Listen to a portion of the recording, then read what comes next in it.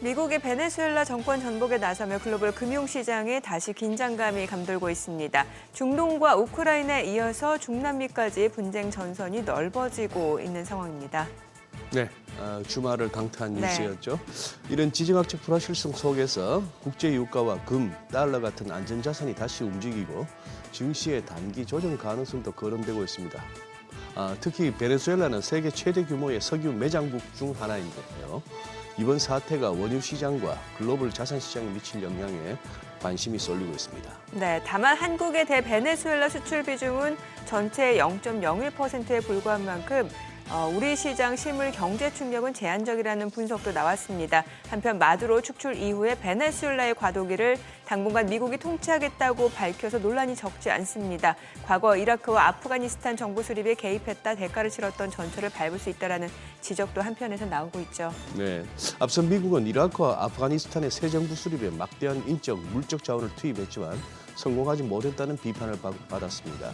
이른바 과도 통치를 위해서는 미군 주둔이 불가피한데 당장 트럼프 대통령의 핵심 지지층인 마가 세력의 반응은 어떠할지도 궁금합니다. 미국 우선주의를 주창하는 마가 세력은 해외 군사 개입에는 부정적인 입장입니다. 네, 트럼프 대통령은 이번 공격이 남미 등 서반구를 미국의 세력권으로 확고히 한다라는 본로주의에 입각한 것이라는 점도 분명히 하면서 주된 이유 중에 하나가 원유에 있음을 감추지 않았는데요. 아울러 최근 서반구에서 영향력을 키워온 중국을 견제하기 위한 것이라는 해석도 제기되고 있습니다. 새해가 되자마자 글로벌 시장에 본인의 존재감을 뚜렷이 알린 트럼프 대통령이죠. 이에 대한 현명한 대응 전략 무엇인지 잠시 후 알아보겠습니다. 지금 보시고 계신 머니쇼는 SBS 비즈앱과 유튜브에서 실시간 시청이 가능하고요. 국내 주식 정보 받아보실 분들은 카카오톡 채널 머니랩 추가하시기 바랍니다. 또 모든 투자 판단의 책임은 투자자분들께 있다는 점 알려드립니다. 그럼 글로벌 증시 상황부터 정리해 볼까요? 최주연 아나운서 소식 전해주시죠. 새해 첫 거래일부터 기술주 차별화 움직임이 두드러졌습니다. 반도체주는 오르는데 빅테크 기업과 AR 소프트웨어 관련주들은 크게 압박을 받으면서 증시는 결국 혼조세로 마감했는데요. 새해 들어서 AR 옥석 가리기 국면이 본격화되는 것 아닌가 주목이 됩니다. 네, 이런 가운데 오늘 열릴 장은 베네수엘라 마두로 대통령 생포 소식으로 인한 지정학적 변수에 큰 변동성을 보일 수 있겠는데요. 어떤 분석들이 나오고 있는지 오늘 굿모닝 마켓에서 살펴보겠습니다. 일단 지난 금요일장 마감 상황부터 확인해 보면 다우지수와 S&P 500 지수는 각각 0.66%, 0.19% 오른 가운데 나스닥 지수는 소폭 하락세로 마감했습니다. 빅테크 기업 중에서도 반도체주만 오르고 나머지 기업들은 약세 나타냈습니다. 엔비디아는 오늘 5일에 있을 젠스벙 CEO의 CES 기조 연설에 대한 기대감과 또 H200칩을 증산했다는 소식에 1% 이상 오름세 보였는데요. 반대로 하이퍼스케일러 기업들은 대부분 하락했습니다. 마이크로소프트와 아마존은 2%가량 내려갔는데 AI로 아직 수익이 안 나는 기업들보다는 실적 가시성이 높은 반도체주로 자금 이동이 다시 나타나고 있다는 분위기라는 분석이 나오고 있습니다. 시총 6위부터도 보면 테슬라가 나스닥 하락의 주범이기도 했죠. 테슬라는 결국 비하디에 글로벌 전기차 시장 1위 자리를 내줬는데요. 테슬라의 4분기 차량 인도 대수는 41만 8,227대로 전년 대비해서 16% 감소했고요. 연간으로 봤을 때도 지난해 차량 인도 대수는 164만 대로 전년 대비해서 8% 넘게 떨어졌습니다. 이에 비해서 비아디는 지난해 약 226만 대를 인도하면서 테슬라를 크게 앞섰는데 이 소식에 테슬라 주가는 2% 넘게 빠지면서 7거래일 연속 하락세 이어갔습니다. 이런 가운데 버크셔 해서웨이는 워런 버핏 회장의 자리를 물러난 첫날 결국 1.4% 약세로 마감했습니다. 새로운 후계자인 그렉 아벨에 대한 회의적인 시각이 주가에 반영된 것으로 보입니다. 또 이날 시장이 경계했던 것은 제2의 딥시크 사태가 나타날 수 있다는 불안감이 생겼기 때문입니다. 딥시크는 주말 사이 효율성을 더 높인 새로운 AR 학습법이 담긴 논문을 발표했는데요. 이를 통해서 대규모 AR 시스템 구축에 들어가는 비용과 에너지를 줄일 수 있다는 내용이 담겼습니다. 업계에서는 이번 논문이 딥시크의 차세대 모델 출시를 예고하는 것으로 해석하고 있는데 블룸버그 인텔리전스 애널리스트는 앞으로 출시될 딥시크의 R2 모델은 구글과 이 경쟁사가 뛰어난 성과를 내고 있음에도 불구하고 다시 한번 전 세계 AR 시장을 뒤흔들 수 있을 만한 잠재력을 가지고 있다고 분석했습니다. 또 같은 날 바이두의 AR칩 설계 부문인 쿨룬신이 홍콩 증시에 상장 신청서를 내고 또 AR칩을 설계하는 상하이 비렌 테크놀로지가 상장 첫날 75% 넘게 채속기도 했는데요. 이렇게 중국 AR 기업들이 치고 나오면서 앞으로 미국 AR 주식들이 흔들릴 수 있는 점 주의해 봐야겠습니다. 이런 가운데 최근 지켜볼 또 부분은 국채금리가 장기물 위주로 다시 오르고 있다는 점입니다.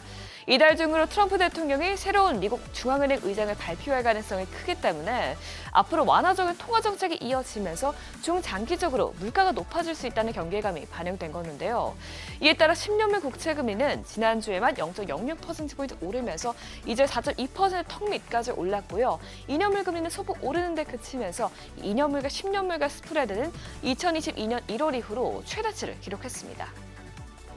또 오늘 장에서는 베네수엘라 마두로 대통령 생포에 따른 금융시장 영향이 관전 포인트일 것 같은데요.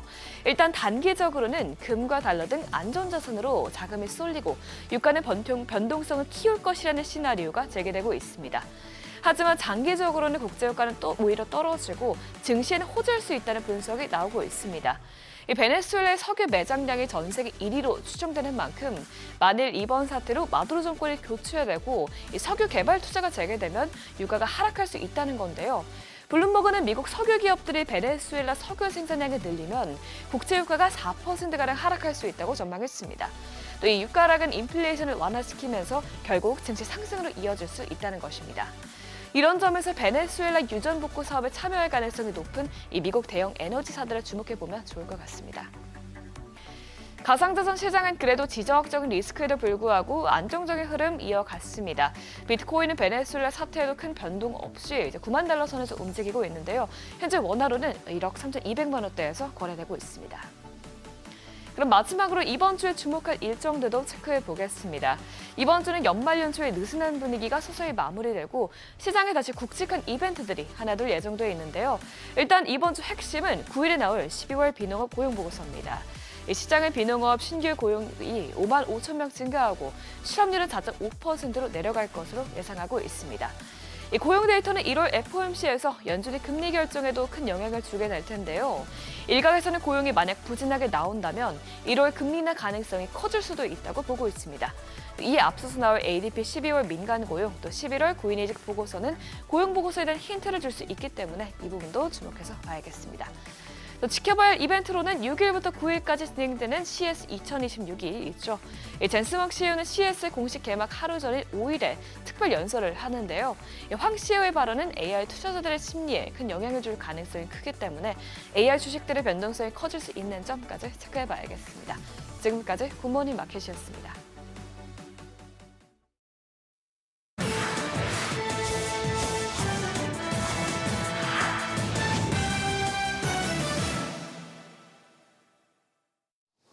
외신이 주목한 주요 이슈들 짚어보겠습니다. 마두로 사태를 두고 외신들의 반응은 엇갈리고 있습니다. 미국과 유럽의 진보 성향 언론에서는 비판이 이어진 반면 보수 성향 언론에선 이번 작정이 정당한 군사 조치였다는 평가가 나오고 있는데요. 먼저 영국 가디언은 트럼프 대통령은 19세기 제국주의자의 시각으로 세상을 바라보지만 무기는 21세기형이라면서 전문가를 인용해 이번 공격이 미국 외교 정책의 푸틴화를 보여주는 사례라고 언급했고요. 미국의 대표적 진보 성향 신문인 뉴욕타임즈도 트럼프 대통령의 베네수엘라 공격은 불법이고 현명하지 않다며 지난 한 세기 동안 미국 외교사가 얻은 가장 중요한 교훈이 있다면 아무리 혐오스러운 정권이라 하더라도 이를 축출하려는 시도가 오히려 상황을 더 악화시킬 수 있다는 점이라고 지적했습니다. 반면 보수 성향 언론에서는 트럼프 대통령의 결단을 옹호하는 목소리가 나왔습니다. 월스트리트저널은 마두로의 축출은 미국의 적들에게 교훈적인 메시지를 보낸다 긍정적인 분석을 내놨고 워싱턴 포스트 역시 트럼프 대통령의 마두로 체포 결정은 최근 수년간 대담한 조치 중 하나였으며 작전은 전술적으로 의심의 여지 없는 성공이었다 평가했습니다. 이런 가운데 트럼프는 기술 패권 다툼을 벌이고 있는 중국에 대한 견제 수위도 높이고 있습니다. 돌연 2년 전 성사된 반도체 기업 하이퍼와 엠코어 간 인수거래 뒤늦게 제동을 걸었는데요. 중국인이 통제하는 기업이다. 국가 안보를 훼손할 가능성이 있다는 이유로 해당 거래를 사실상 무산시키는 내용의 행정명령에 서명했습니다. 중국의 반도체 산업 지배력 확대를 견제하려는 의도로 보이는데 트럼프 행정부는 내년부터 중국산 반도체 수입품에 관세를 부과하겠다는 방침을 고수하고 있습니다. 미국이 이렇게 견제 수위를 높이는 데에는 다 이유가 있습니다. 중국에선 새벽부터 탈 엔비디아를 외치는 토종 기업들이 줄줄이 상장에 나서고 있는데요. 앞서 본토 증시에 화려하게 데뷔한 무어스레드 메타엑스에 이어서 이번엔 상하이 비렌이 홍콩 증시에서 잭팟을 터뜨렸습니다. 중국 AI 업계 선발주자인 센스타임의 총재였던 장원과 퀄컴, 화웨이 등을 거친 자오거팡이 세운 회사로 앞서 엔비디아의 H100이 금지됐을 때 이에 필적하는 칩을 만들어내 업계 집중 조명을 받았던 곳이기도 한데 이번 IPO를 통해 우리 돈 1조 원을 조달하는 데 성공하면서 주가는 상장 첫날 장중한 때 2배 넘게 급등하기도 했습니다. 현재 중국에선 이렇게 제2의 엔비디아 자리를 노리는 토종 기업들의 기업 공개가 잇따르고 있는데요. 중국판 구글, 바이두의 AI 칩 설계 부분인 쿨룬신도 상장 신청서를 냈고 즈프 AI와 미니맥스도 IPO를 위한 수요 예측을 진행하는 등 탈 엔비디아 흐름에 적극 올라타 도약을 노리고 있습니다. 테슬라가 세계 1위 전기차 타이틀을 중국 비아디에 뺏겼습니다. 인도량에서 처음으로 밀렸는데요. 지난 한 해 164만 대에 그쳤는데 전년과 비교해 9% 가까이 줄면서 2024년에 이어 2년 연속 감소했습니다. 반면 같은 기간 비아디 순수 전기차 판매량은 30% 가까이 늘어난 225만 대를 넘어서면서 생산량에서 테슬라를 앞선 지 1년 만에 판매량에서도 추월했습니다. 하지만 시장 전체를 놓고 보면 전망이 밝지만은 않습니다. 글로벌 전기차 판매 증가세가 지난 팬데믹 이후 가장 느린 속도로 둔화될 것이라는 전망이 나왔는데요. 파이낸셜 타임즈는 올해 판매량이 2,400만 대를 기록해 전년 대비 13% 증가하는 데 그칠 것으로 예상했습니다. 지난해 기록한 22% 증가율보다 크게 낮은 수준인데 미국 시장의 역성장, 중국의 수요 둔화, 그리고 유럽 성장세 약화가 동시에 나타나면서 전기차 산업이 새로운 시험대에 올랐다 진단했습니다.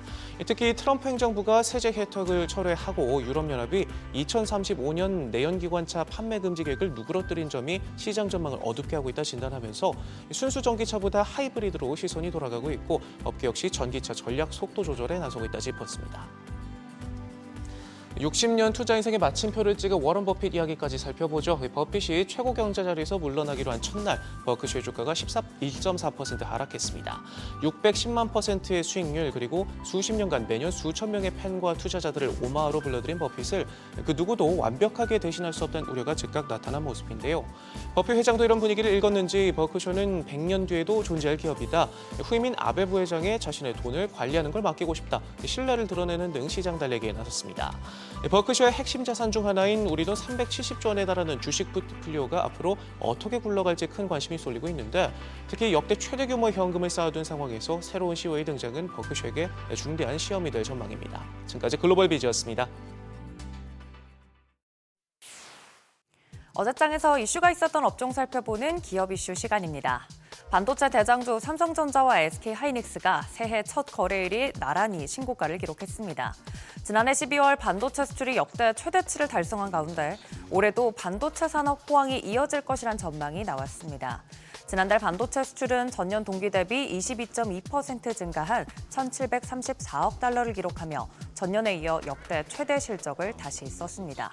반도체 대표주들 마감가 살펴보시면 삼성전자가 7%대 급등했고 SK하이닉스도 4% 가까이 올랐으며 테라뷰는 상한가, 테스도 19% 급등했습니다. 마지막으로 원익 IPS까지 17% 올랐습니다. 이재명 대통령의 중국 국빈 방문을 두고 중국의 한한령 해제 기대감이 번지면서 게임, 엔터, 화장품 등 수의 기대 종목들이 올랐습니다. 이 대통령이 오는 4일부터 7일까지 중국을 국빈 방문하고 있는 가운데 시장에서는 한한령 완화 논의가 본격화될 수 있다는 기대감이 커졌습니다. 특히 5일 이 대통령이 시진핑 중국 국가주석과 정상회담을 갖는 것으로 알려지면서 향후 양국 관계 개선 시 수혜가 기대되는 중국 소비주로 매수세가 몰렸습니다. 대표적으로 화장품 관련주들 살펴보시면 한국 화장품이 21%대 가장 큰 폭으로 올랐고 마녀공장이 15%, 토니모리도 12% 올랐습니다. 마지막으로 CNC 인터내셔널까지 10% 두 자릿수대 급등세 마감했습니다. 글로벌 우주항공 산업이 올해 대형 기대 공개 기대와 함께 전방위 성장 모멘텀을 형성하면서 새해에도 주목을 받았습니다. 올해 미국의 스페이스X 상장 기대감이 커지면서 국내 우주항공 테마로 분류되는 종목과 ETF들이 강세를 보이고 ETF 수익률이 한 주간 크게 상승하는 등 관련 섹터가 투자자들의 관심을 끌었습니다. 단순 개별 종목 움직임이 아니라 산업 테마 전체에 확산되는 구조적인 분위기라는 평인데요. 우주항공 산업 관련주들 살펴보시면 지난 거래일에도 스피어, 세트랙I 같은 경우 상한가로 마무리가 됐고 파이버프로도 18%, HVM도 13% 급등했으며 이노스페이스까지 12%대 강세 보였습니다. 2025년 4분기 역대 최대 실적을 기록할 것이란 전망에 셀트리온 주가가 급등했습니다. 셀트리온은 지난달 31일 2025년 4분기 연결 기준 매출액 1조 2,839억 원, 영업이익은 4,722억 원을 달성할 것으로 전망한다고 밝혔습니다. 그러면서 역대 분기 최대 매출과 영업이익을 동시 달성할 것이라고 설명했는데요. 여기에 미국 뉴저지주 브랜츠버그 소재 일라이릴리의 바이오 의약품 생산시설 이전 완료 소식도 주가에 긍정적인 영향을 줬습니다. 국내 바이오 대표주들 살펴보시면 셀트리온 그룹주 전반적으로 흐름이 좋았습니다. 셀트리온 11%대 급등, 셀트리온 제약도 6%대 상승한 반면 삼성 바이오로직스는 0.71%, SK 바이오팜도 1%대 하락 마감했습니다. 지금까지 기업 이슈 전해드렸습니다.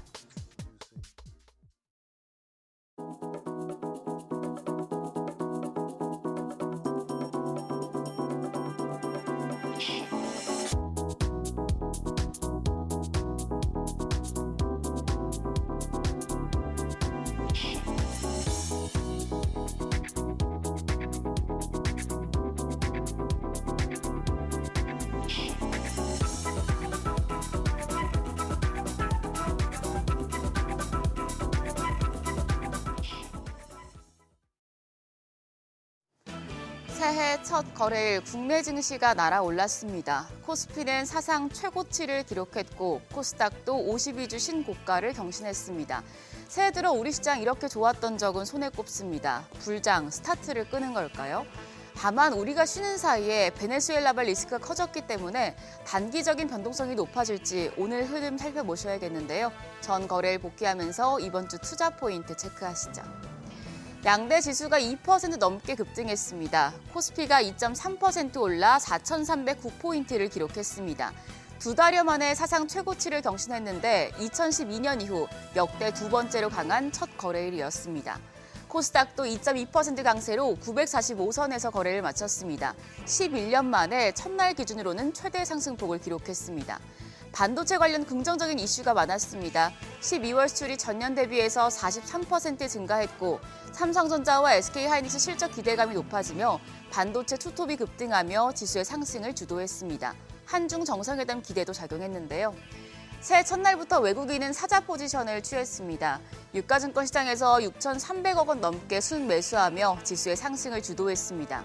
반면 기관이 2,500억 원 가까이 팔아냈고 개인도 4,300억 원 가까운 매도 우위 기록했습니다. 코스닥 시장에서는 메이저 수급주체의 쌍끌이 매수세가 유입됐습니다. 외국인이 1,100억 원 가까이 순매수했고 기관도 800억 원 넘는 사자 포지션 취했습니다. 개인만 홀로 1,800억 원 넘게 팔아냈습니다. 시가총액 상위 종목을 보면 역시 반도체주가 지수의 상승을 이끌었습니다.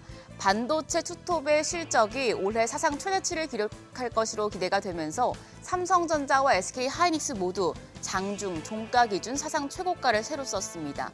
삼성전자가 7.17% 올라 종가 12만 8,500원이었고 SK하이닉스가 4% 가까이 올라 67만 7천 원의 거래를 마쳤습니다. 특히 삼성전자는 2002년 이후에 새해 첫 거래일 최대 상승폭을 나타냈습니다. 여기에 지난해 마지막 거래일 시총 10위권으로 올라선 SK스퀘어까지도 6.5% 뛰는 모습이었습니다. 코스닥 시총 상위 종목들 흐름은 엇갈렸습니다. JP모건 헬스케어 컨퍼런스를 앞두고 알테오젠과 HLB, 삼천당 제약 등이 상승했고 또 로봇주인 레인보우 로보틱스가 5% 가까이 올랐습니다. 반면 코오롱 티슈진 차익 실현 매물이 출회되면서 10% 이상 급락했고요. 2차전지 대표주들도 2거래일 연속 내렸습니다.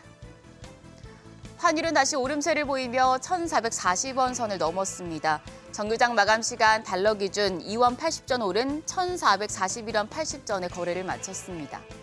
이후 야간 거래에서는 소폭 상승하며 1,444원 70전에 거래를 마쳤고 지난 6일 NDF에서 달러원 1개월물은 새벽 6시 기준 다시 1,442원 기록했습니다.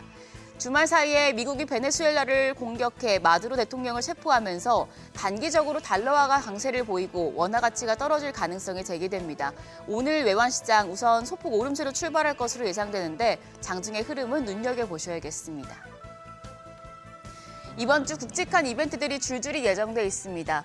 세계 최대 가전 IT 전시회인 CES 2016이 현지 시간 6일부터 9일까지 열립니다. 이번 전시회 주제는 피지컬 AI로 반도체와 AI 섹터 또 한번 들썩일 수 있겠습니다. 게다가 로보틱스 쪽도 주목받고 있는데요.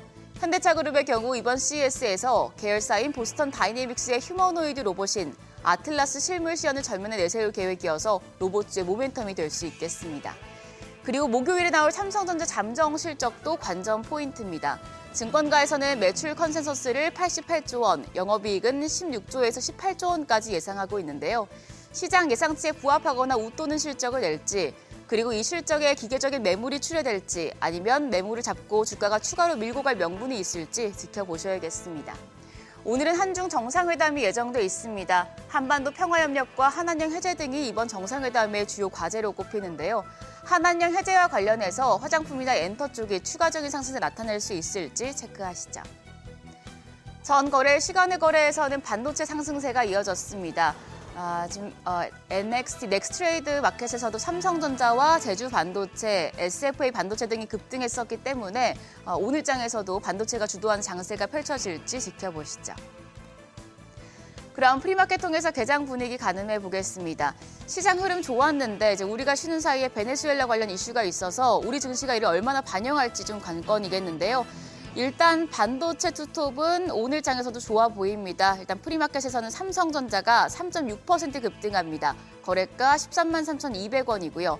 SK하이닉스도 2%대 추가 상승세 보여주면서 69만 2천 원에 거래되고 있습니다. LG에너지솔루션이 0.8% 약세로 35만 8천 원, 반면 삼성바이오로직스가 0.2% 오름세, 현대차가 0.8%, 1% 넘게 상승하며 거래가 30만 1,500원이고요. HD 현대중공업은 0.6% 약세입니다. 50만 1,000원대에 거래되고 있습니다. 코스닥 시총 1위부터 6위까지도 확인하시죠. 지금 코스피와는 좀 방향이 다른 모습입니다. 여기서는 시총 6위 HLB 제외하고 1위부터 5위까지는 일제히 하락합니다. 알테오젠이 0.88% 내림세로 거래가 45만 3천 원이고요. 에코프로비엠이 1.8% 내림세로 13만 9,100원, 에코프로가 1.5% 약세로 8만 7천 원, 2차전지 쪽 부진한 흐름 계속되고 있습니다. 더불어서 ABL바이오가 1.3% 하락하며 19만 3천 원, 로봇주인 레인보우 로보틱스도 현재 프리마켓에서는 0.5% 약세입니다. 거래가 49만 1천 원이고요. HLB는 유일하게 1.3% 추가적인 오름세 기록하고 있습니다. 거래가 5만 3,600원으로 집계됩니다.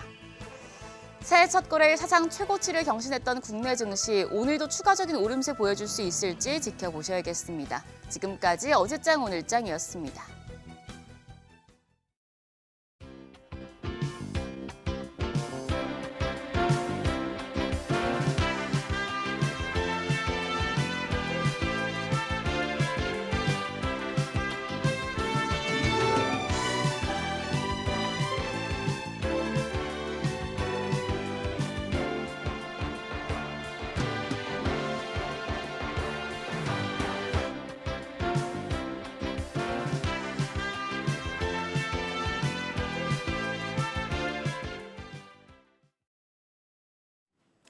지난주 외국인가 기관이 가장 많이 순매수한 종목을 살펴보는 투자자 순매수 탑5 시간입니다.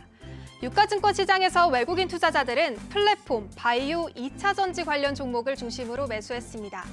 반면 반도체 대표주 전반에 대해서는 보수적으로 접근하며 차익 실현했습니다. 순위권에는 카카오, 셀트리온, 네이버, LG에너지솔루션, 삼성, SDI가 이름을 올렸습니다. 외국인이 가장 적극적으로 매수한 종목은 카카오였습니다. 그동안 주가 부진이 이어졌던 플랫폼 대표주에 외국인이 다시 시선을 돌린 건데요. 광고 경기가 회복될 거란 기대가 커지면서 AI 기반 서비스 확장 가능성이 다시 평가받는 분위기입니다. 여기에 네이버 역시 순매수 3위에 오르면서 플랫폼 업종 전반에 대한 시각 변화가 감지됐습니다. 외국인 순매수 4위와 5위는 2차 전지 업종이었습니다. LG에너지솔루션은 지난주 내내 하락했음에도 외국인의 선택을 받았는데요. 2025년 말 국내 배터리 기업들이 잇따라 계약 취소 소식들을 내놓으면서 K배터리 전반에 대한 위기감이 확산하고 있습니다. LG에너지솔루션은 한 달 사이에 13조 5천억 원 규모의 계약을 취소했고요. 최근 북미와 유럽에서 전기차 관련 규제를 잇따라 완화하자 국내 배터리 기업에 직격탄이 날아오기도 했습니다. 전기차 시장의 둔화가 지속하는 상황에서 증권가에서는 LG에너지솔루션과 삼성 SDI의 2025년 4분기 매출 감소와 영업 적자를 전망하고 있습니다. AI 데이터 센터 확산에 따른 에너지 저장 장치 ESS 성과가 전기차 시장 둔화를 얼마나 상쇄할지가 올해 K배터리 기업의 실적을 좌우할 것으로 예상됩니다. 코스닥 시장에서 외국인 투자자들은 미래 성장 산업에 집중했습니다. 작년에 강세를 보였던 바이오 대형주를 중심으로는 차익 실현성 매도가 집중됐는데요. 로봇, AI, 우주항공과 같은 종목들의 매수세가 유입됐습니다. 휴림 로봇, 제주반도체, 올릭스, 레인보우 로보틱스, 노타가 순위권에 올랐습니다. 외국인 투자자들은 새해 첫 거래일이었던 1월 2일에 유가증권 시장에서만 6,500억 원을 순매수했는데 그중에서 반도체 관련 종목만 5,300억 원을 사들였습니다. 그중 하루 동안 제주반도체를 300억 원 사들여서 주가가 16% 넘게 급등했는데요. 순매수 2위에 올라와 있습니다. 제주반도체는 동일업종 대비 높은 기업 가치 평가를 받고 있는데요. 모바일용 메모리 반도체를 중심으로 한 안정적인 사업 구조에 대한 기대가 반영됐다는 분석이 나옵니다. 기관 투자자들은 실적 모멘텀이 확실한 대형주 위주로 포트폴리오를 구성했습니다. 예를 들어 기관은 셀트리온을 순매수 상위에 올린 반면에 삼성 바이오로직스는 차익 실현 대상에 포함시켰는데요. 이처럼 바이오 업종 전체에 대한 낙관보다는 개별 기업의 실적을 따지는 접근이 강화됐다는 분석이 나옵니다. 순위권에는 삼성전자 우선주, 셀트리온, SK스퀘어, 하나에어로스페이스, 미래에셋증권이 이름을 올렸습니다. 기관은 같은 기간 삼성전자 우선주를 가장 많이 순매수한 반면 삼성전자는 순매도 상위 1위에 올렸습니다. 반도체에 대한 기대가 여전한 상황에서도 보통주와 우선주를 분리해서 접근한 겁니다. 배당 메리트와 상대적인 가격 부담을 고려한 전략적 선택으로 해석됩니다. 새해 첫 거래일에 셀트리온은 기관의 강력한 매수세에 힘입어 12% 가까이 상승했습니다. 주가 급등의 주된 이유는 사상 최대 실적 전망이었습니다. 셀트리온은 지난달 31일에 전년 동기 대비 140% 넘게 증가한 영업이익을 발표했습니다. 시장 예상치를 크게 상회한 어닝 서프라이즈로 사상 처음으로 연간 매출 4조 원, 영업이익 1조 원 돌파가 확실시된 겁니다. 셀트리온은 미국 시장 내 입지 강화 소식도 전해졌는데요. 최근 일라일리 미국 공장 인수 절차를 마무리했다고 밝힌 겁니다. 이에 증권가들 역시 목표가를 상향하고 있고요. 기관도 큰 관심을 가지고 있습니다. 코스닥 시장에서의 기관 투자가들의 움직임도 보시죠. 2차 전지와 일부 바이오 종목에서 자금이 빠져나간 반면에 반도체 장비와 정밀 의료 관련 종목으로 매수세가 이동했습니다. 순위권 보면은 파마리서치, 이오테크니스, ISC, YG, 세트레가이가 이름을 올렸습니다. ISC가 기관 순매수 3위에 올랐습니다. 반도체 업황 회복에 대한 기대감이 반영된 건데요. ISC에 대한 증권가의 호평도 이어지고 있습니다. 한국투자증권은 ISC에 대해 올해 성장이 가속화될 것이라며 투자 의견 매수를 유지하고 목표 주가를 기존보다 29.5% 올려잡았습니다. 작년 하반기 코스피가 37% 오를 동안 YG 엔터테인먼트는 27% 하락했는데요. 하지만 현재는 한중 관계 회복에 대한 기대감이 커지면서 엔터업종 전반으로 매수세가 확산되고 있습니다. 특히 이재명 대통령이 오늘 오후에 중국 베이징에서 시진핑 중국 국가주석과 한중 정상회담을 갖는데요. 한알령과 같은 민감한 현안에 대해서도 문제 해결을 모색할 거란 기대감이 큽니다. YG는 한알령 전에 중국에서 가장 인지도 높은 그룹인 빅뱅을 보유하고 있는 만큼 기대감이 더욱 커진 상황입니다. 또한 YG 하면 블랙핑크를 빼놓을 수가 없겠죠. 블랙핑크 월드 투어 수익이 본격적으로 반영되면서 매출과 영업이익 모두 예상치를 상회할 것으로 전망되고 있습니다. 지금까지 투자자 순매수 탑5 시간이었습니다.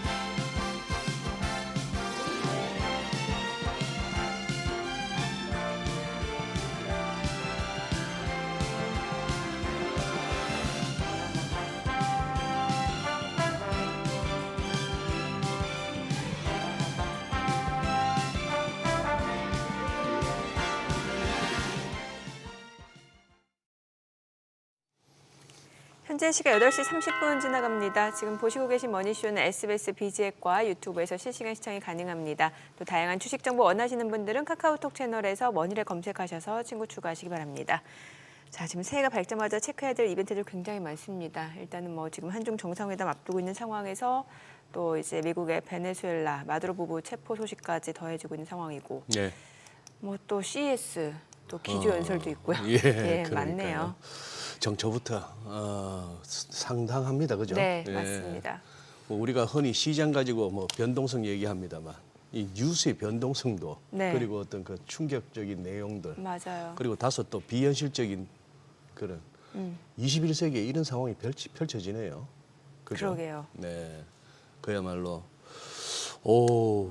지금 이제 시장 이제 뭐 선물 시장도 움직이고 해서 제일 궁금해서 먼저 봅니다만 네. 뉴욕 증시 뭐 이렇게 강한 출발이라기보다 일단 안 빠지고 네. 강보합을 보이고 있고 금이나 은은 올라가는데 유가는 오히려 하락하는 모습이 이번에 베네수엘라 이 사태가 유가를 갖다 띄우기보다는 유가 안정 쪽으로 작용하나 싶은 생각이 들고요. 네. 그런 등등입니다. 근데 오늘 우리가 이제 한중 정상회담 이 내용이 지금 아마 지금 거의 어지간한 뉴스 매체나 TV 채널에서 다뤄지고 있을 텐데 우리가 진짜 귀 한 번을 찜했네요. 굉장히 제작진이 발빠르게 대응을 해줬습니다. 저는 그러니까요. 용인대학교 중국학과 박승찬 교수님 함께합니다. 어서 오세요. 어서 오세요, 교수님. 반갑습니다. 예. 그 많은 채널 중에 저희 SBS 비즈에 머니쇼로 나와주셔서 감사합니다. 지금 뭐. 아유, 뭐 저야 뭐- 바로 옆 동네에서 다 지금 뭐 박 교수님 찾을 것 같은데. 예, 그거 뭐 제일 빨리 전화 주셨습니다. 제일 빨리. 청와대에서 발표 대변인 그 엠바고 풀렸을 때 네. 예. 얼마 안 돼서 바로. 바로. 그러고 나서 다른 데서 막 오니까 뭐. 근데 눈빛은 좀 서운해 하시는 건데. 왜? 뭔가 아쉬움이 딱. 아닙니다, 아닙니다. 그런 거 아니죠. 아니 이거 좀 어떻게 보면 좀 이례적입니다. 이 새해가 시작하고 나서 며칠도 안 된 이 상황에서 이 뭐 정상회담이라는 거. 네. 그래요. 이제 우리나라 대통령의 중국 국빈 방문 8년 만이라고 하는데, 자 이번 이 회담 어떤 의미를 갖고 있다고 교수님 보십니까? 일단 시청자분들이 네. 뭐 뉴스나 안에 보시면 연도가 자꾸 그러니까 바뀌어요. 그러니까 이번에 6년 만에 갔다, 8년 만에 갔다, 예. 뭐 어떤 건 아, 9년 그래요? 만에 갔다. 그래요? 다 지금 혼동 지금 어허. 또 제가 며칠 보면 야, 네. 이 분들이 좀 헷갈리겠다. 내가 좀 정리를 해드리면 네. 2017년 12월 달에 국빈 방문으로서 문재인 대통령이 2017년 12월에 갔으니까 2017년. 네, 12월. 아하. 근데 횟수로 하면 9년인데 기간을 따지면 거의 8년이죠. 그렇게 해서 이제 되는 거예요. 예. 예, 그다음에 2019년 12월 달에는 한중일 정상회담이 있었습니다. 한중일 정상회담. 어디서요? 내나 중국에서 있었죠. 중국에서? 쓰촨 청도에서 있었습니다. 그래서 네. 국빈 방문으로는 이제 한 8년이 맞고 네. 우리 정상이 이제 마지막으로 중국을 간 건 2019년도니까 거의 한 6년 정도가 맞는 거죠. 네. 그래서 우리 지금 SBS에서 하는 게 지금 비즈에서 한 게 정확하게 맞는 표현이고 이번에 의미가 뭐냐라고 이제 했을 때 중국이 공을 많이 들었다.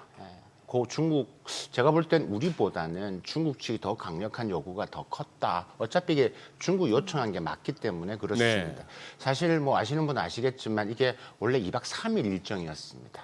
2박 3일 원래 5일 내를 갔다가 7일 나오는 그래서 엠바고가 풀리지 않았는데 계속 지연되다가 갑자기 이제 3박 4일로 늘어났습니다. 이게 보니까 이제 이게 중국이 더 강력한 요청을 한 거고 또 우리의 전략적인 의도 맞아 떨어져서 이제 했는데 저는 이것을 어떻게 보냐면 이게 어떻게 딱 전체를 보면 내용을 이번에 가셔서 하는 일정을 보면 네. 과거, 현재, 미래의 스토리텔링을 잘한 하나의 어떻게 보면 작품으로 만들려고 신경을 썼구나라는 생각이 듭니다. 일단은 과거가 이제 아시다시피 이번에 상하이 가면 우리 김 선생님 이제 뭐 100년 이제 뭐 탄생 100년이 되는 해고 그다음 임정 자체가 150년 되는 부분들이기 때문에 이제 그런 부분에서 뭐 여러 가지 있는 부분에 있어서 이제 이런 과거 역사적인 스토리를 가지고 왔다라는 것들. 그러니까 김구 선생 탄생 150주년, 임시청사 된 게 이제 100년이죠. 요런 걸 소환했다라는 것들은 과거적인. 그다음에 한중간에 당면되어 있는 여러 가지 현안들을 또 이제 풀어야 되는 거니까 뭐 엠보나 안보나. 그다음 우리가 지금 이야기하면 한알령이라든지 서해 구조물 이런 부분도 있고 또 하나가 이제 미래는 이제 이번에 상하이에서 또 벤처 스타트업도 AI 관련된 이걸 논의하. 그러니까 이제 과거, 현재, 미래를 다 어떻게 보면 아우르는 3박 4일을 짠 느낌이 저는 딱 느낌이 들었던 거죠 이번에. 그래서 야 신경을 많이 썼다. 그다음에 이번에 가셔가지고 서열 1위, 2위, 3위 다 만나잖아요. 네. 네, 뭐 시진핑 주석 만나고 총리 만나고 우리 국회의장격인 이제 전인대 상무위원장도 만나고. 자오러지. 네. 네. 그다음에 상하이 가면 당석이 뭐 차기 뭐 총리감이다. 뭐 차차기 뭐 주석감 이런 말이 그래요? 나올 정도로 하는 지금 상하이 당석이를 또 만나니까 천진잉 당석이를 또 만나죠. 이제 그런 걸 봤을 때 야 이번에 어쨌든 간에 신경을 많이 쓰고 있다라는 게 전체적인 일단은 총평이라고 말씀드릴 수 있겠습니다. 그럼 중국에서 더 이렇게 신경을 쓰는 이유는 뭐라고 보시는 거예요? 그만큼 예. 이제 가장 큰 게 이제 미중 전략 경쟁에서 이제 한국과의 관계를 개선해야 되겠다는 부분들. 플러스에서 어떻게 보면 지금 가장 큰 게 바로 이제 중일 갈등에서 한국의 목소리를 좀 내줘야 된다라는 이야기. 그래서 이번에 김구 선생님 그 뭐 탄생 150전이라든지 과거를 소환한 것도 한국이나 중국이나 똑같은 역사적인 아픔을 겪고 있지 않느냐. 일본이 침략 당한 것 같으니까 이걸 더 부각시키는 거죠. 그래서 이번에 발표가 나고 중국 내에서는 뭐 다른 아젠다보다는 의제보다는 주로 이제 이런 뭐 한국과 중국이 과거 역사 속에 처했던 부분들을 이슈화시키는 것들이 많이 등장을 했습니다. 그래서 이런 부분에 있어서의 중국이 어떻게 보면 이런 뭐 목소리를 이번 정상회를 통해 전달하려고 하는 그런 부분도 있는 것 같고 타이완 이슈는 뭐 당연한 걸 것 같고요. 뭐 그런 의도적인 부분이 가장 크지 않나라는 것 같습니다. 제가 볼 때. 타이완 이슈라 하시면 이게 이제 이번에 이제 대통령께서 또 가시기 전에 네. 타이완 부분에 대해서 이제 뭐 하나의 중국을 지지한다라고 말했고 사실 중일 갈등이 타이완 문제부터 출발이 된 거기 때문에 네. 사실 저는 이번 한중 정상회담이 양국 관계를 넘어서 미국과 일본과 타이완에 더 다중적으로 의미를 전달하는 하나의 계기로 삼으려고 하는 게 중국의 의도가 아닌가라는 생각이 듭니다. 단순히 한중 관계를 넘어서 말씀드리는 겁니다. 지금 오늘 오후에 그러면 정상회담이 열리는 거죠? 그렇습니다. 오전에는 비즈니스 포럼이 열리고요. 예. 그 포럼이고 거기서 여러 가지 이제 한중 간의 뭐 이제 수직적 협력이 아니라 수평적 협력, 미래장애 협력을 다루는 걸 하고 오후에 이제 좀 했다가 오후에 아마 좀 늦은 오후가 될 것 같습니다. 아마 이제 뭐 확대 정상회담은 좀 제가 지금 알고 있는 부분들 네. 5시 넘어서 진행되는 것 같고 일단 환영식이 먼저 예. 열리니까 예. 환영식이 있고 공식적으로 이렇게 뭐 공개된 어떤 논의의 아젠다. 예, 뭐가 있나요? 뭐 지금 흘러나오는 여러 가지 예. 양쪽에서 흘러나오는 이야기를 좀 취합해 봤을 네. 때는 일단은 뭐 가장 큰 부분들이 이제 뭐 경제적인 중국 쪽에서는 나오진 않지만 결국 공통적인 부분은 결국 경제 협력에 대한 이야기겠죠. 뭐 경제 협력에 대한 이야기가 클 것이고 이제 앞으로 이제 뭐 예를 든다면 실버라든지 뭐 AI라든지 혹은 신재생에너지라든지 뭐 특히 수소 같은 분야의 협력하는 부분들이 이야기가 많을 거고 사실 정상회담 전에 아마 MOU 체결이 많을 거예요. 산업적인 분야에서 MOU 체결을 준비한 걸로 알고 있습니다. 네. 그게 이제 산업적인 협력이 될 것 같고 네. 그다음에 이런 경제적인 아젠다 말고 이제 우리가 현안이라고 하죠. 특히 우리 쪽에서 계속 이야기를 하고 있는 주제들. 예. 그러니까 중국에서는 이야기를 하지 않는 그게 이제 한알령과 그다음에 북한 비핵화 문제, 네. 서해 구조물 되겠죠. 이게 이제 민감한 사안 부분들인 거죠. 그래서 이런 부분에 대해서도 분명히 아마 우리 정부에서도 그걸 주제로 올린다고 했기 때문에 논의가 될 것으로 보여집니다. 그래서 큰 틀에서 지금 본다라면 뭐 일단 뭐 경제 제가 뭐 나름대로라면 첫 번째가 이제 경제적인 안보, 경제적인 측면, 공급망 문제도 다 여기에 들어갈 것이고요. 두 번째가 이제 외교 안보적인 측면, 그게 서해 구조물이라든가, 그다음에 뭐 중일 갈등 속에서의 한국에는 입장 표명 이런 부분들을 간접적으로 압박할 가능성. 그다음 이제 세 번째가 우리 입장 가장 큰 게 북한의 비핵화 부분. 여기에 크게 한 세 가지로 뭐 연결고리로 나눌 수 있을 것 같습니다. 지금 말씀해주신 그 현안에 대해서 그러면 좀 우리와 중국이 좀 가시적인 성과를 어느 정도 만들어낼 수 있을 거라고 보세요? 저는 뭐 하나씩 좀 본다라면 예. 일단은 서해 구조물부터 본다라면 네. 이거는 예. 사실 이번에 저는 서해 구조물은 반드시 이야기를 해야 된다고 봅니다. 예. 보고 서해 구조물에 대해서는 아마도 제가 좀 전망을 해본다라면 예. 결과로 쪽에서 그냥 같이 이게 이제 충돌이 되지 않도록 서로 관리하고 소통을 강화해서 관리하는 측면에 노력을 한다 정도. 그 정도가 나오고 그걸 네. 철수한 데까지는 그건 당연히 힘들 것 같고 네. 소통을 더 강화하고 이 문제가 양국 간의 이제 충돌이나 이슈가 되지 않도록 철저히 관리한다는 측면 정도만 될 것 같다라고 저는 말씀드릴 수 있을 것 같고 한알령 부분들은 뭐 중국이 뭐 이야기를 하지 않은 거기 때문에 한알령에 대해서는 뭐 중국은 당연히 지금도 뭐 관련된 메시지가 나와 있지는 않고요. 이번에 한일령 부분에서 충분히 우리가 이야기를 한다고 했기 때문에 시진핑 주석 정상회담뿐만이 아니라 이창 총리도 만나거든요. 내일요. 네. 이창 총리까지 해서 계속 그 이야기를 하게 될 것 같고 이번에 뭐 정상회담 끝나고 공동 성명에선 채택되지는 않겠지만 저는 개인적으로 끝나고 나서 민간에서 어느 정도 변화는 있을 것으로 보여집니다. 그게 뭐 K-팝의 공연이라든지 혹은 뭐 우리가 온라인 게임 업체들의 중국에 유통을 하기 위해서는 판호라는 걸 받아야 됩니다. 네. 그 판호가 허가가 떨어진다든지 등등의 여러 가지 이런 시그널은 뭐 나올 것으로 변화는 있어질 것으로 보여진다. 말씀드리고 또 하나가 이제 북한의 비핵화 부분인데 네. 북한의 비핵화는 사실 이게 뭐 쉽지가 않아 보인다. 이게 요번에 뭐 중점적으로 논의를 한다라고 말씀하셨기 때문에 북한 비핵화 부분에서는 뭐 얼마 전에 중국이 20년 만에 발표한 중국의 군축 백서에서도 한반도 비핵화라는 단어 문장이 사라졌거든요. 그러니까 지난 전승절을 계기로 해서 지금 중국 입장에서는 또 북중 관계를 또 결속을 해야 되는 측면이기 때문에 있는 것 같고 그래서 이번에서 어느 정도가 다시 이 한반도 비핵화라는 이 워딩이 들어갈 것이냐 어려워 보인다. 느낌에 그런 생각이 들고요. 그래서 어느 정도의 워딩으로 바뀔 것인지는 좀 지켜봐야. 결국은 제가 볼 때는 그냥 평화적인 해결 이런 요 정도. 평화적인 해결과 북한의 비핵화는 또 다른 이야기거든요. 어떻게 보면. 그래서 이제 그래서 우리는 북한의 비핵화라는 워딩이 들어가야 될 네. 희망하는 거고 중국은 그 워딩을 북한이 싫어하기 때문에. 그래서 이번에 4일날 어제 북한이 탄도미사일 띄웠지 않습니까? 예.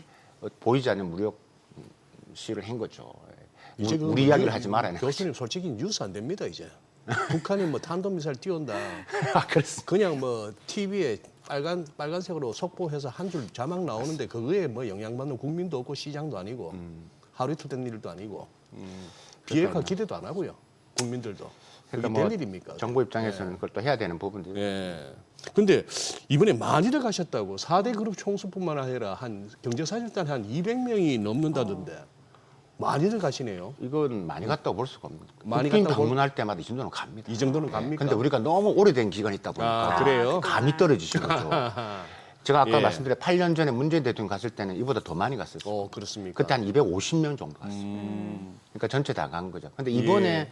한 200분 갔는데 4대 총수도 갔고 10대 재벌 다 가셨고요. 예. 중견, 중소 다 갔는데 좀 의미 있게 보여지는 것은 아까 한알령을 이야기를 했다시피 여러 가지 이제 컨텐츠 기업들이 예. 많이 갔다. 그래서 이제 여기에 대한 메시지가 그래서 이제 우리가 더 기대를 많이 하는 부분이 있기 때문에 그래서 거기에 대한 소통이 더 많이 이루어질 거로 보고 있고 이번에 이제 SM이나 이런 컨텐츠에 가면서 그다음에 여기 가서 이제 또 중국 기업들도 이제 오늘 오전에 이제 비즈니스 포럼을 하고 또 중국 네. 기업들도 200개가 넘게 참여할 거거든요. 예. 그러니까 합치면 한 500개 기업이 되니까 거기서 좀 논의가 되고 해서 뭐 예를 들면 얼마 안 있다가 뭐 중국 어디서 공연을 한다 이런 정도의 뭐 뉴스나 메시지들이 흘러나올 가능성은 배제할 수 없다라고 저는 보고 있습니다. 좀 민감한 사안이 될 수도 있을 것 같은데 사실 이제 우리 정부가 뭐 하나의 중국을 지지한다. 이거 굉장히 여러 가지 의미가 내포되어 있는 것 같고 여기에 대해서 그러면은 이제 중국의 대만 문제라든지 아니면 또 중일 갈등과 관련해서 우리의 어떤 입장을 지금 요구하고 또 우리는 여기에 대해서 어떻게 좀 대처를 해야 되는 거예요? 우리 입장은 명확한 것 같습니다. 그런데 예. 뭐 이미 대통령께서 이미 정확하게 말씀을 하셨죠. 네네. CCTV 인터뷰에서 말씀을 하셨습니다. 우리가 한중 수교가 되겠던 원칙 자체가 하나의 중국을 인정하기 때문에 수교가 된 거다. 그건 변함이 없다. 하지만 무력이나 이런 부분에서 무력으로 인한 뭐 정확한 워딩을 하지 않으셨지만 무력을 지향하고 그 평화적인 부분에서의 방법론을 이제 요구를 한다라는 부분에서의 워딩을 하셨기 때문에 뭐 그런 부분에서 뭐 중국은 대대적으로 보도를 했고요. 저는 그게 더 이상 뭐 이상하지 중국 정부에서 받아들인 입장에서 그렇고 뭐 별로 이상하지 않다라고 했고 매우 준비된 워딩을 하셨다라고 저는 이제 보여집니다. 그래서 이게 뭐 이번 행사나 이런 부분에 있어서는 뭐 크게 뭐 이미 중국이 관심이 듣고 싶은 CCTV 그때 앵커가 질문을 할 때 부분에서 어떻게 생각하시냐 가장 중요했는데 그냥 뭐 스무스하게 잘 넘어간 것 같습니다. 예. 근데요 지금 이 연초 1월 4일 어떻게 보면은 오늘이 지난 1월 1일이 목요일이고 네. 뭐 2일이 금요일이고 하다 보니까 사실 2일 날은 좀 출퇴근할 때 보면 한가하다는 느낌이 들 정도고 맞아요. 오늘이 어떻게 보면 새해 첫날이다시피 그렇죠. 한 네. 느낌인데 이날이 이제 한중 정상회담. 근데 또 묘하게도 아니 2020년에도 그 샘 솔레이만이 이란 혁명 수비대 그 사령관 폭사시켰던 것도 1월 3일인데 5년 전에 또 뭐 저는 기억할 수 없습니다만 또 뒤지다 보니까 그 얘기도 나오더만요. 파나마의 그 노래가 독재자 그 했던 것도 체포해서 40년 형 때리고 했던 것도 90년에 1월 3일이고 날짜를 갖다가 그렇게 해서 예, 했던 게 있던데 네. 이 묘한 시점에 이제 베네수엘라의 마두로 대통령 부부가 무슨 영화처럼 그렇게 체포돼서 뉴욕으로 그냥 바로 압송되는 이 상황이 생겼습니다. 이게 지금 이 조금 이렇게 뭐랄까요? 예견할 만한 시점이었습니까? 저 이벤트였습니까? 근데 그건 예견이라기보다는 그러니까 왜 지금 시점이냐는 시점. 정답은 하긴 아니 모르겠지만 12월부터 뭐 베네수엘라 그렇죠. 이거 친다는 준비는- 얘기가 쭉 그렇죠. 있었죠. 네. 예, 뭐 다른 데서 저도 이거 보 이야기를 방송을 했던 것 같은데 네. 어쨌든 카운트다운에 들어간 거는 맞는 것 같은데 네. 이게 지금 시점이냐라는 부분들은 알 수가 없었던 부분들이고 사실 이 마두로 대통령이 하기 전에 그 한 3-4시간 전에 예. 중국 특사를 글쎄요, 만났다라는 그렇더라고요. 거잖아요. 예. 그거 끝내고 이제 그러니까, 자다가 잡힌 것 예, 같은데. 네. 그러니까 이게 뭐 어느 정도가 그림이 퍼즐이 맞춰진다. 퍼즐이? 예, 뭐 이렇게 이야기를 하는 것들이죠. 중국 특사를 만나고 몇 시간이 되지 않아서 바로 예. 일어난 일이기 때문에 예. 순식간에 일어나 버리니까. 예. 그러니까 중국은 지금 이게 이제 아까 뭐 석유 가장 큰 대외적인 부분들이 석유라든지 경제적인 이익도 있지만 결국은 이제 중국의 이런 중남미의 영향력 확대 그다음에 지금 사실 마두로 베네수엘라가 중국의 의존도가 너무 높습니다. 그러니까 아니면 여러 가지 석유 인프라라든지 기존에 여러 가지 있는 광물전 인프라가 거의 중국에 넘어갔다라고 보시면 되고 그렇기 때문에 더 이상은 안 되겠다라는 부분이 큰 것 같고 그래서 이게 뭐 대외적인 중국과 연결고리를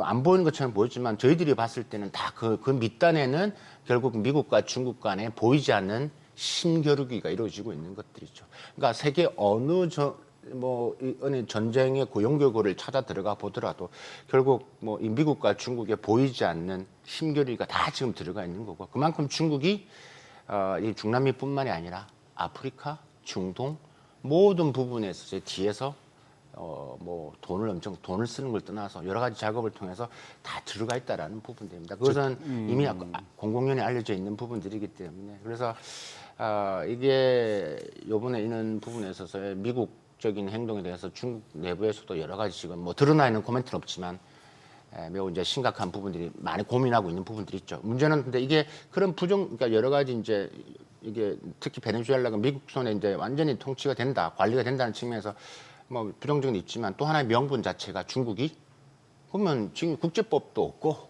인권도 없고 주권도 없고 민주주의란 말도 한 번도 이번에 트럼프 대통령이 1시간 이야기하면서 민주주의라는 단어가 한 명도 등장하지 않았다는 이야기 아니겠습니까? 석유만 12번, 22번 등장했다라고 하는 것처럼. 근데 그렇게 했던 것처럼 중국이 대만의 침공도 명분이 주어진 거 아니냐라는 것들이 이제 자꾸 이제 힘을 싣고 가는 것들이죠. 아니, 너희도 그렇게 하지 않았냐고. 그러니까 이제 이게 더 이제 어떻게 보면 전반적인 이제 글로벌 시장, 특히 우리 한반도를 기반으로 해서 중국의 이제 무력 침공이나 이런 부분들이 더 이제 가능성이 어떻게 보면 뭐 명분을 제공했다라는 게 뭐 저의 그런 고민뿐만 아니라 유럽에서 이런 작게 뉴스거리가 계속 나오고 있는 것도 사실입니다. 저는 이번 주말 내내 이제 저 뉴스가 도배되다시피 하는 가운데 좀 그게 했던 게 일단 베네수엘라는 중국이 굉장히 공을 들인 나라인데 남미 쪽에서 1대1로 중에서도 남미 쪽은 뭐 저기 들어간 돈도 많고 소위 말하는 그 외교적인 수사도 굉장히 그 높은 단계 아닙니까? 네. 뭐 전략적 뭐 그런 식이죠. 그런데 어떻게 러시아하고 중국 쪽에서 이 엄청난 사태가 벌어졌는데 딱히 뭐 공식적인 뭐가 나오는 게 없는 것도 신기해요. 그러니 이제 뭐 말하기 좋은 사람들은 그렇게까지 나오는 겁니다. 방금 교수님도 언급하셨다시피. 그럼 서로 합의된 거냐? 그냥 뭐 우크라이나는 그러면 러시아에 유리하게 끝내고 대만은 그러면 중국한테 넘어가는 거냐? 베네수엘라 넘었고 뭐 이런 식으로까지 얘기가 막 나오는 겁니다. 네. 그래 참 저 복잡다단한 얘기가 되는데 지금 저게 마두로 대통령 부부만 지금 체포해서 미국으로 압송했을 뿐이지 지금 그대로 기존의 부통령이 권한 대행이고 그 뭐 베네수엘라 내각은 그대로 건재하고 저쪽도 사실 앞으로 여러 가지 어떻게 보면 정치적 불확실성이 있는 거 아니에요? 네.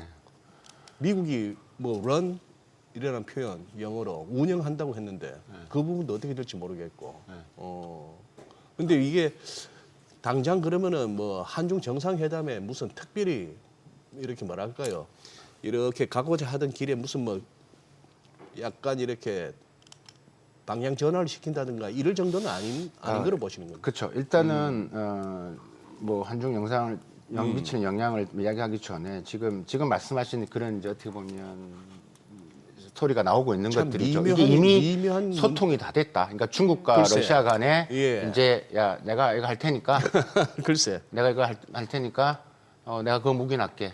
러시아 러우 전쟁. 예. 그다음에 중국이 타이완 하는 부분에서 묵인할게. 이거는 너무 앞선 이야기입니다. 너무 앞선 이야기다. 너무 앞선 이야기입니다. 그거는 그림이 그렇게 맞춰지긴 하는데 아. 그렇게는 아무리 트럼프가 이제 비즈니스 대통령이지만 그건 너무 앞선 이야기라고 이제 말씀드릴 수 있을 것 같고 중국에서나 러시아는 워딩이 나오지 않는 부분에 대해서는 일단은 이제 이 부분에 대해서 이제 지금 여러 가지 우리도 지금 공식 입장이 참 내기 힘든 상황이지만 네. 중국의 워딩 공식 입장은 곧 나올 겁니다. 이제 이번 부분에서는 당연히 지금 일단은 오늘 지금 열리는 한중 정상회담이 예. 다 지금 올인되어 있는 부분들이고 사실 정신이 없을 겁니다. 우리 대통령도 지금 가 있는 상태에서 일이 거의 비슷하게 벌어졌기 때문에 네. 그래서 이제 오늘 부분에 있어서의 우리 한중 정상회담에서 미치는 부분에 저는 이제 크지는 않을 거로 보고 일단 양자관계 중심으로 이제 아마도 이야기가 될 가능성이 크기 때문에 그다음에 일단은 중국 입장에서는 일단 뭐 타이완 문제 이슈 그다음에 중일 갈등 이 부분들을 먼저 하고 있는 부분들이 크다라고 하고 있을 것이고 그다음에 1대1로 말씀하셨다시피 그만큼 영향력을 키워 나가는 부분에서는 중국도 왜냐하면 중국 자체가 많은 인프라를 지어주고 돈을 주고 석유를 받는 형식이었다는 예, 예. 거죠. 그럼 이제 그런 부분에서 타격이 또 되기 때문에 여기에 대한 좀 촘촘한 좀 작전을 짜야 되는 거죠. 중국 입장에서. 네. 자, 지금 시 8시 53분 향해 갑니다. 오늘 양시장 호가 상황 좀 체크해 보겠습니다. 먼저 코스피 예상 체결 지수부터 확인해 보겠습니다. 오늘 0.69% 상승 출발 예상됩니다. 4,341. 새해 첫 거래 4,300선을 돌파하면서 시장 강세를 기대하게 만드는 흐름이었는데 오늘도 추가적으로 좀 상승이 예상되고 있고요. 코스닥도 949로 0.4% 상승 출발 예상되고 있습니다. 시가총액 상위 종목 예상가 보겠습니다. 삼성전자 오늘도 2.9% 상승 출발 예상되고 있습니다. 지난 금요일 날도 7%대 강세를 나타내면서 시장 상승을 주도하는 모습이었죠. 오늘 지금 호가는 13만 2,300원으로 집계가 되고 있습니다. SK하이닉스도 1% 상승 예상되고요. 예상가 68만 5천 원. LG에너지솔루션은 1.9% 하락 예상됩니다. 호가 35만 4천 원이고요. 삼성바이오로직스 보합권 예상되고 있고 삼성전자 우선주 호가는 9만 5,100원이죠. 현대차가 1.5% 상승 예상되고 있습니다. 예상 체결가는 30만 3천 원. SK스퀘어가 3.8% 강세가 예상되고 있습니다. 반도체주 강세로 이제 SK스퀘어까지도 지금 시가총액 순위 보시다시피 7위까지 올라온 상황이고 오늘 지금 호가 흐름은 40만 7천 원으로 나타나고 있습니다. HD현대중공업은 0.8% 하락 예상되고요. 한화에어로스페이스 예상 체결가 96만 5천 원으로 2% 상승 예상됩니다. 두산에너빌리티도 7만 6,200원, 호가는 1.3% 상승 예상되고 있죠. 코스닥 시가총액 상위 종목 예상가도 보겠습니다. 지금 알테오젠 같은 경우는 이제 약보합 출발 예상됩니다. 호가는 45만 6,500원, 에코프로, 비앱 에코프로. 지금 2차 전지 관련주들 흐름이 좀 아무래도 지금 전반적으로 하방 압력이 좀 있는 상황인데 오늘 두 종목 모두 지금 2% 안팎의 약세 출발 예상되고 있는 모습이고 에이벨 바이오가 1.2% 하락 출발 예상됩니다. 호가는 19만 3,000원, 레인보 로보틱스 예상 체결가 49만 2,500원이고요. 리가캠바이오도 1.6% 하락 예상됩니다. 지금 호가는 16만 8,000원. HLB는 1.5% 상승 예상됩니다. 예상 체결가 5만 3,700원, 코롱 티슈진 보합 예상되고 있고요. 펩트론 예상 체결가는 24만 8,500원, 삼천당제약은 24만 1,500원으로 1% 하락 예상됩니다. 자, 이제 개장까지 한 4분여가량 남았는데 정말 호가 분위기 보니까 뭔가 한알령에 대한 기대감 때문인지 모르겠습니다만 뭐 콘텐츠 관련주, 뭐 엔터주들 호가 분위기도 좋아 보이고 또 반도체는 두말할 나위가 없고요. 예, 그렇죠.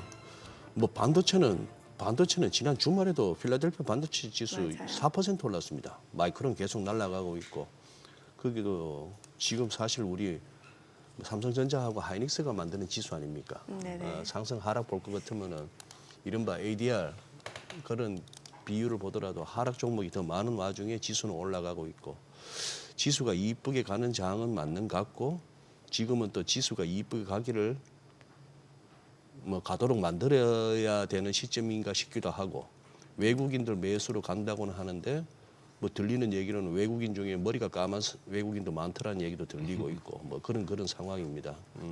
환율은 40원대에서 그냥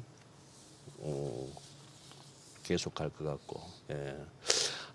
교수님 또 벌써 시간이 이렇게 됐는데 이제 그런 정치적인 외교적인 얘기보다 조금 경제적으로 네. 이거 최근 들어서 은 가격이 난리를 치면서 네. 아니 근데 중국이 은에 대한 수출 통제 조치를 시행했거든요. 네, 1월부터 했죠. 1월 1일부터. 네. 이 중국 정부의 의도는 뭡니까 이게? 두 가지입니다. 그냥 네. 뭐 심플하게 정확하게 우리 시청자분들 정리를 하면 네. 일단 중국 내 수요가 많아졌습니다. 중국 내 수요 자체가 일단 은도 많아졌- 지금 중국이 제일 많이 생산하는 거 아닙니까? 제일 많이 생산하지만 한 15% 정도를 전 세계에 전 세계 15%? 네. 문제는 생산은 그렇게 하는데 그걸 정제할 수 있는 능력이 60-70%니까 거의 60-70%가 중국에서 정제를 한다라는 거죠. 산업용에 쓰이는 부분들에서. 네. 그래서 영향이 크죠. 그러니까 지금 은 가격이 지금 예. 작년 초만 해도 시작을 한 $30 정도 했던 것 같은데 맞습니다. 예. 뭐 지금 $80 이상 그러니까. 넘어가고 그러니까 지금 뭐 그죠? 엄청나죠. 가까이 되니까. 예. 그래서 이게 저는 두 가지인데 첫 번째 이유가 자국내 산업적인 제품이 큰데 이게 이제 뭐 아시겠지만 태양광 패널뿐만 아니라 전기차도 들어가고 또 하나가 데이터 센터 구축한테도 들어가는데 중국이 데이터 센터를 엄청 많이 또 계속 지금 짓고 있기 때문에 그러니까 지금 일단 자국 내에 있는 여러 가지 이제 경제 안보적인 측면 또 사용도도 많아지기 때문에 일단 그런 부분에서는 관리를 들어가야 되겠다라는 부분들. 그래서 44개 지정돼 있는 지정돼 있는 기관을만 지정을 했죠. 네. 그래서 수출하겠다라는 부분들이고 두 번째가 이제 미국에 대한 간접적인 압박이죠. 예, 결국은 이제 히토리만 있는 게 아니고 은도 있다라는 우리는 확실히 은도 또 있다. 보여주는 것들이 있죠. 이게 사실 지난 10월 달에 발표를 하고 올 1월 1일부터 시작한 거거든요. 이거 하자마자 아마 미국 지질조사국이나 그 부분에서 11월 1일일 겁니다. 11월 11일 날 이것도 은을 포함해서 뭐 한 10개 광물도 또 핵심 전략 작물도 포함시키는 등등으로 지금 해서 지금 미국이 또 이제 뭐 호주라든지 여러 나라와 또 이게 또 연합을 해서 또 공급망을 만들겠다고 하는데 중국의 입장은 매우 명확한 두 가지 측면 수요가 정말 뭐 아까 지금 신산업 아까 말씀드린 전기차라든지 태양광도 워낙 많이 하기 때문에 네.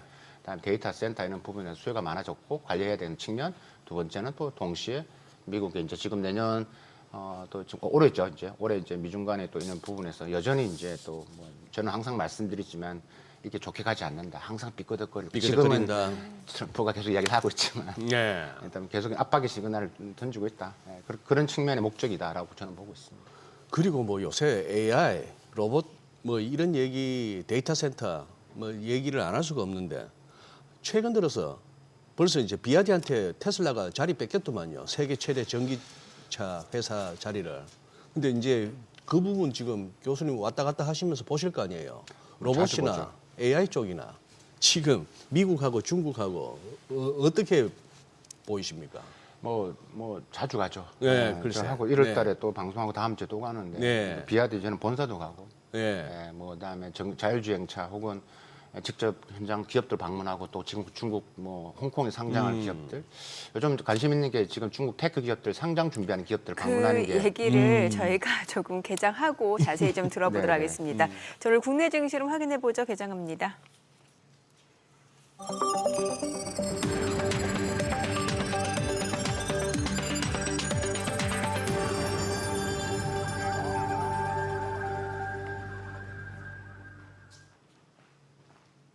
네, 1월 5일 월요일 국내 증시 개장했습니다. 새해 첫 거래 코스피가 4,300선을 돌파한 상황에서 사실 미국 증시는 오히려 좀 조용한 모습이었고 유럽 증시도 굉장히 좋았고 이건데 홍콩 항생지수가 급등하는 모습이었습니다. 아무래도 이제 바이두의 자회사죠. 그 칩 설계 업체 쿤룬신 이제 상장 이슈 때문에 홍콩 항생지수가 좀 급등하는 모습이었고 전반적으로 여전히 AI 관련 종목이라든지 반도체 관련 종목들 시장 상승을 이끌고 있는 모습이죠. 자, 오늘 양시장 출발 지수 좀 보겠습니다. 코스피가 1.7% 상승하면서 4,385, 코스닥도 0.2% 올라갑니다. 947포인트죠. 시가총액 상위 종목 시초가 보겠습니다.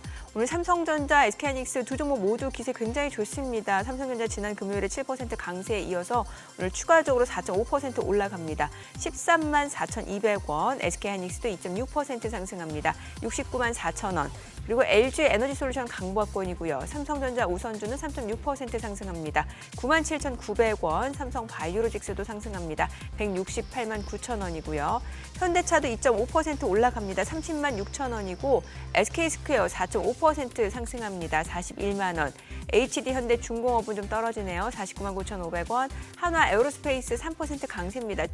지금 현재 98만 5천 원이고 두산 에너빌리티도 5.7% 강세를 나타내면서 7만 9,400원에 거래되고 있습니다. 코스닥 시가총액 상위 종목 시초가도 보도록 하겠습니다. 오늘 알테오젠이 1.2% 떨어집니다. 지금 전반적으로 수급이 바이오 쪽보다는 반도체 그리고 방산 이쪽으로 좀 쏠리고 있는 상황인데 그러다 보니까 바이오 sek터는 주가 자체가 조금 지지부진한 모습이죠.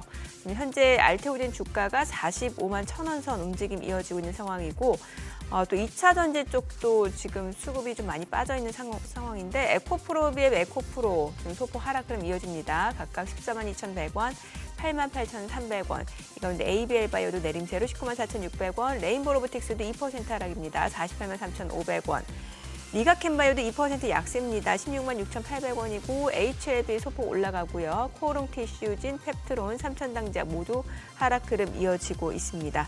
자, 오늘 시장에서 특징을 보여주고 있는 섹터 종목들 좀 체크를 해보도록 하겠습니다.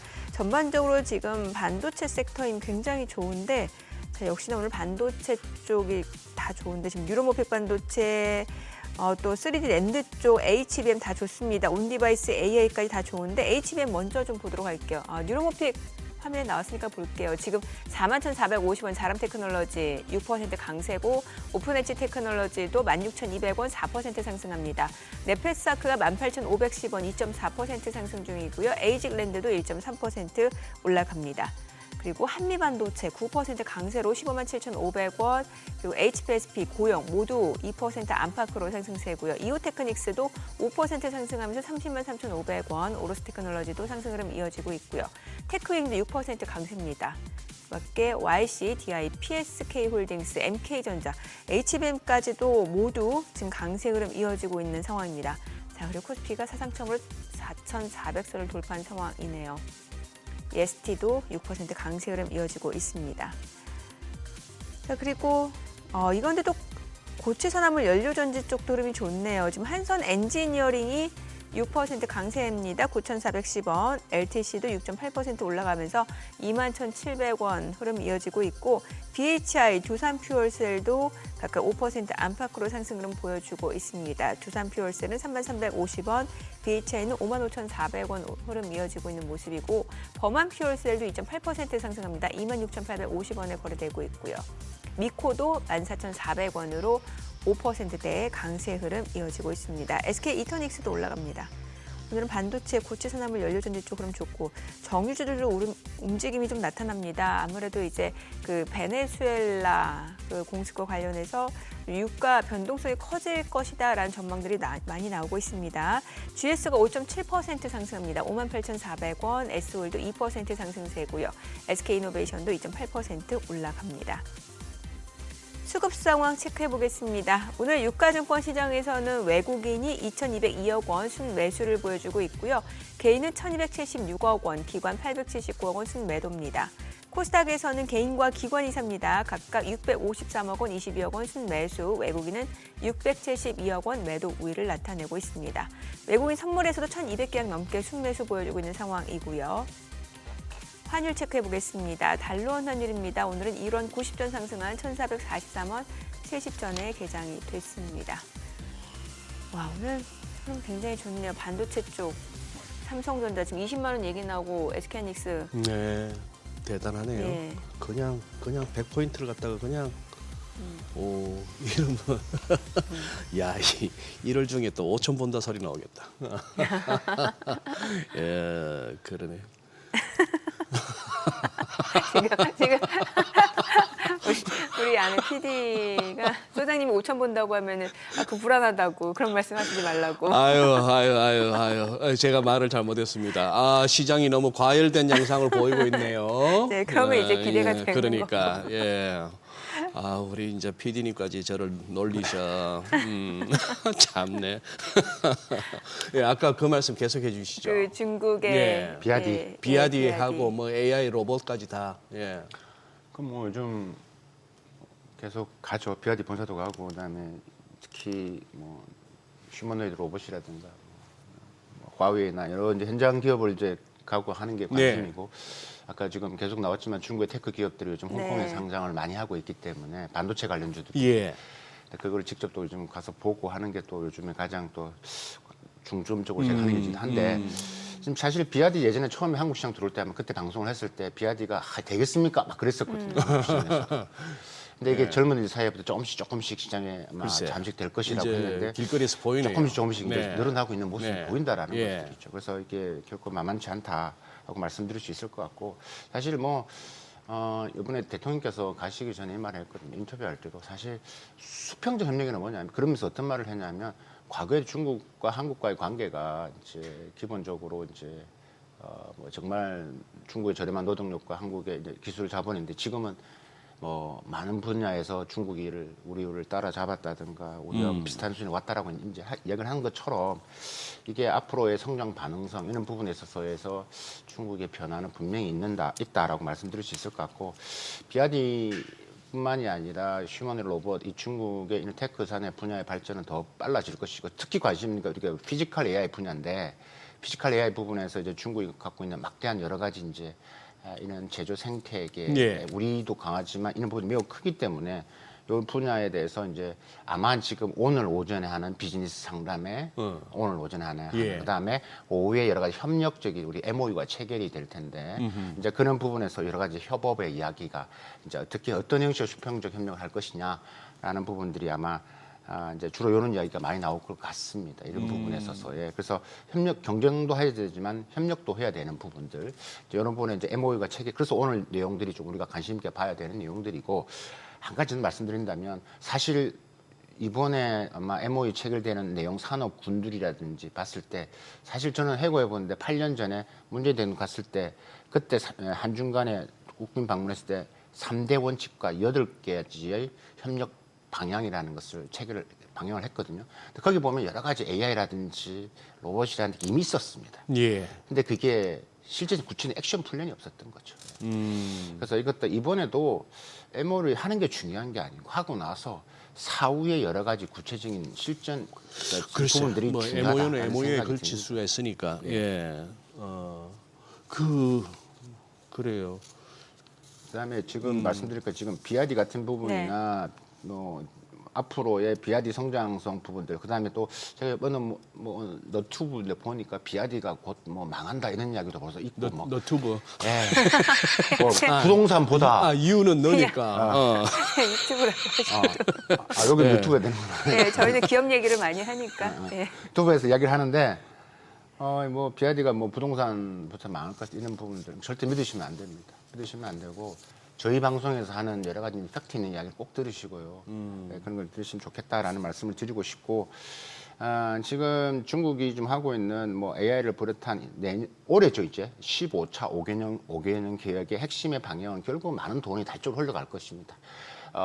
중국의 반도체 3차 빅펀드가 반 이상은 다 장비로 들어가고 이제 하는데 이게 본격적으로 돈이 들어가는 게 협수되는 게 이제 올해부터이기 때문에 지금 이제 뭐 전기차는 이미 뭐 저는 판이 끝났다고 보고 자율주행차 부분들 같은 경우 글쎄, 자율주행차 부분들이 이제 뭐 엄청난 지금 L4까지 가서 지금 진행 단계 치열한 경쟁이 벌어질 것 같고요. 그다음에 이제 앞으로 대세가 피지컬 아까 말씀드린 피지컬 AI인데 이 부분에 대해서 지금 생태계가 빠르게 지금 구축되고 있는 중국 거기에서 우리가 어떻게 연결고리를 만드느냐 그게 우리 기업들이 지금 고민하고 있는 부분들이고 똑같은 저 피지컬 AI 물리적인 여러 가지의 응용 제품을 만들더라도 결국 가격 경쟁력이 안 됩니다. 만들어내더라도 처음에는 와 대단하고 하지만 시장하고 안 되고 팔리지가 않으면 결국은 죽습니다. 그러니까요. 그렇기 때문에 이게 짧은 호흡에서 보시는 것 같고 올해 돈이 투입되면 15차 5개년 몇 년 사이에 중국 피지컬 AI 생태계 변화를 꼭 지켜보시고 거기서 변화를 한번 찾아보시는 것도 의미가 있을 것 같다라는 말씀을 드리고 싶습니다. 교수님 요새 또 뭐 우주 이러고 있는데 중국에서 저 달나라 간 게 언제입니까? 한참 됐나요? 네네네. 그게 지금 보낸 나라가 얼마 안 되잖아요. 미국, 러시아, 중국 뭐 부분에서 했는데 그때 제 기억에 중국 보냈던 거는 그 달 뒤쪽으로 갔다던가. 달 탐사 달 탐사가 우리 인류가 평생 쳐다봐야 안 보이는 달 뒤까지 갔다는 얘기를 들었는데. 아니 지금 그쪽도 그러면 관광 상품.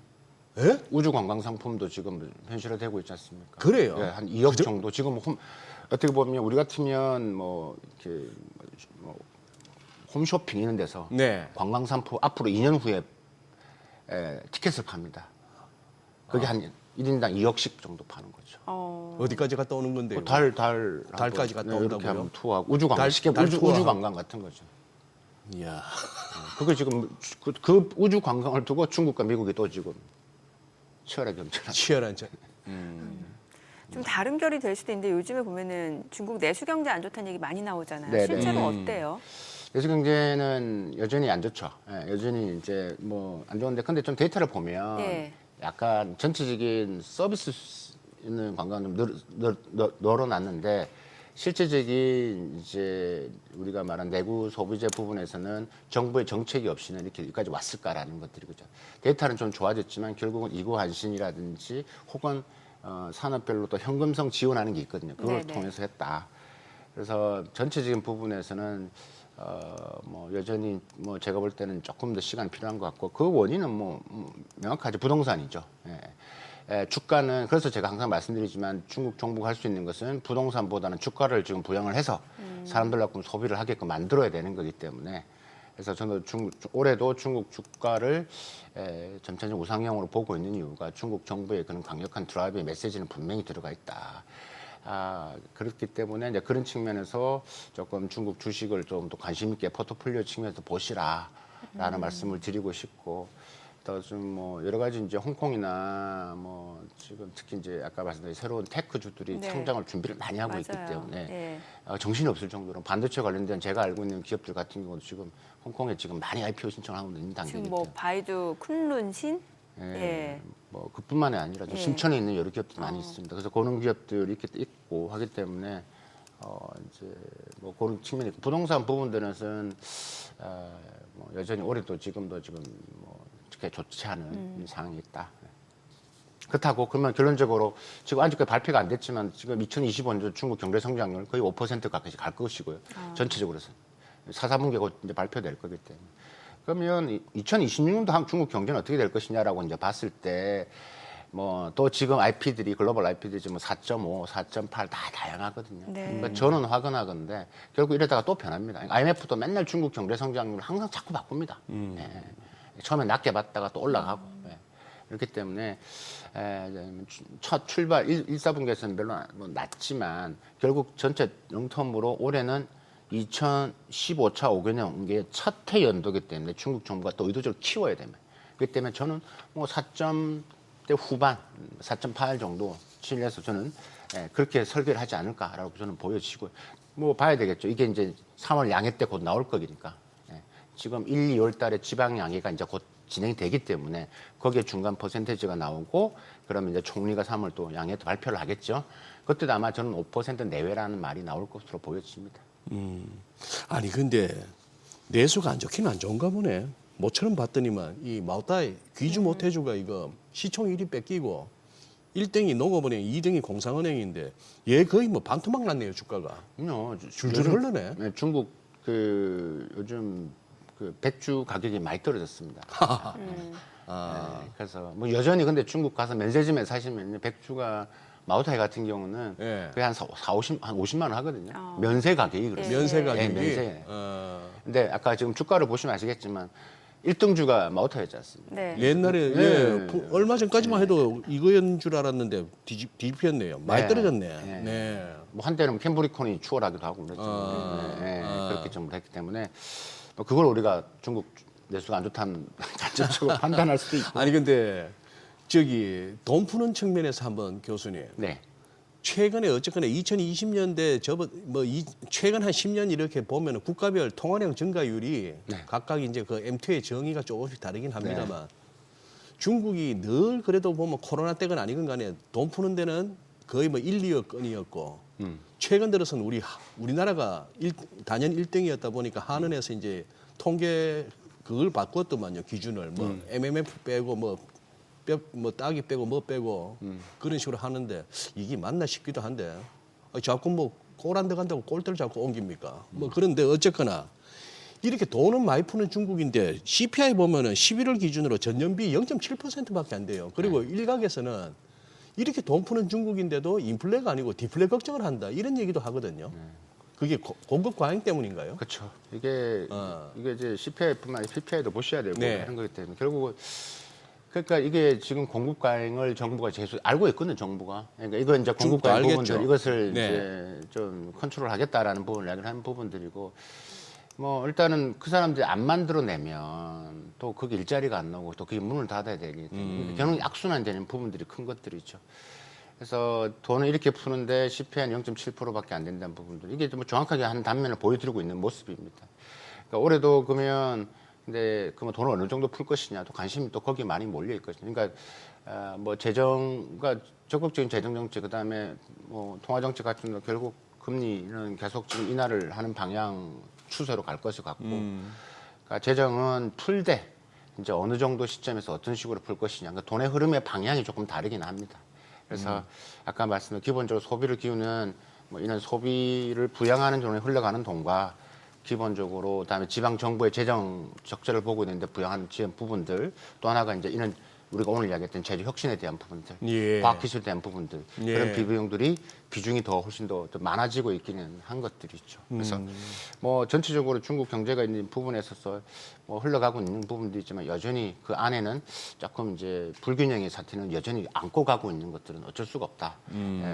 여전히 지금 앞으로 인구는 자꾸 줄어들고 있고 뭐 고령화 부분들이 크고 저출산 고령화도 중국이 지금 당면한 부분에서 어떻게 해결할 것이냐가 계속 지금 논의되고 있는 이슈이기 때문에 그래서 뭐 매년마다 중국의 이런 문제점들이야 뭐 항상 다 나올 겁니다. 예. 저도 이제 곧 이제 올해 중국 경제 전망이라는 칼럼을 쓰려고 고민을 하면서도 했던 게 결국 중국 정부가 이제 수출은 뭐 꾸역꾸역 대미 수출은 뭐 완전히 많이 떨어졌고요. 예. 지금 다른 중남미나 지금 매출을 하고 있는데 이게 계속 유지될 것이냐? 그럼 결국 내수가 힘들다. 다른 지역으로 수출이 확대가 힘들다라면 결국 내수가 받쳐줘야 되는데 내수 부분에서 돈을 어느 정도 풀 것이냐? 그럼 여기서 중국 정부의 고민이 또 있기 때문에 그래서 우리가 흔히 말하는 요소 생산성이라죠. 그런 경제 성장은 떨어지지만 요소 생산성을 높이는 혁신을 가지고 하겠다. 이렇게 경제 체질을 바꾸겠다고 이야기를 하는데 그게 과도기라는 게 필요한 거거든요. 예. 하루아침에 바꾸기 쉽지 않은 것들이죠. 알겠습니다. 그런 변화는 분명히 일어나고는 있다. 이제 뭐 교수님 보내드려야 되고 교수님은 뭐 오늘 하루 종일 상암에서 왔다 갔다 하실 것 같은데 여기저기 하나만요. 네. 지금 달러 위안 환율이 7위안을 살짝 내려서기 시작하는데 이거 위안 이거 강세 계속 간다고 볼 수 있는 겁니까? 이게 뭐 이거 뭐 한 줄은 누가 알겠습니까? 그렇긴 한데. 네. 예. 아니 중국 스탠스가 어떠냐고요? 스탠스는 그렇게 강세하는 것들을 원치는 않죠. 원치는 않는다. 그게 어떻게 보면 정확한 중국 통화 당국 혹은 외환 당국의 생각일 거라는 저는 생각이 듭니다. 그게 그다지 이렇게 너무 강하든가 너무 약한 것 부분들은 결국은 부러진다라고 문제가 생긴다라고 보는 게 중국인들의 혹은 중국의 전반적인 생각이기 때문에 예. 아무렇다도 너무 뭐 절상이나 절하 부분에서는 아니다라고 보고 있는 것 같고 지금처럼 사실 좀 지난달 같은 게 매우 심했죠. 예. 그래서 이제 여기까지는 중국 정부는 원치는 않을 것이다. 저는 그렇게 보고 있습니다. 알겠습니다. 네, 오늘 예. 내용 여기까지 듣겠습니다. 잘 들었습니다. 고맙습니다. 감사합니다.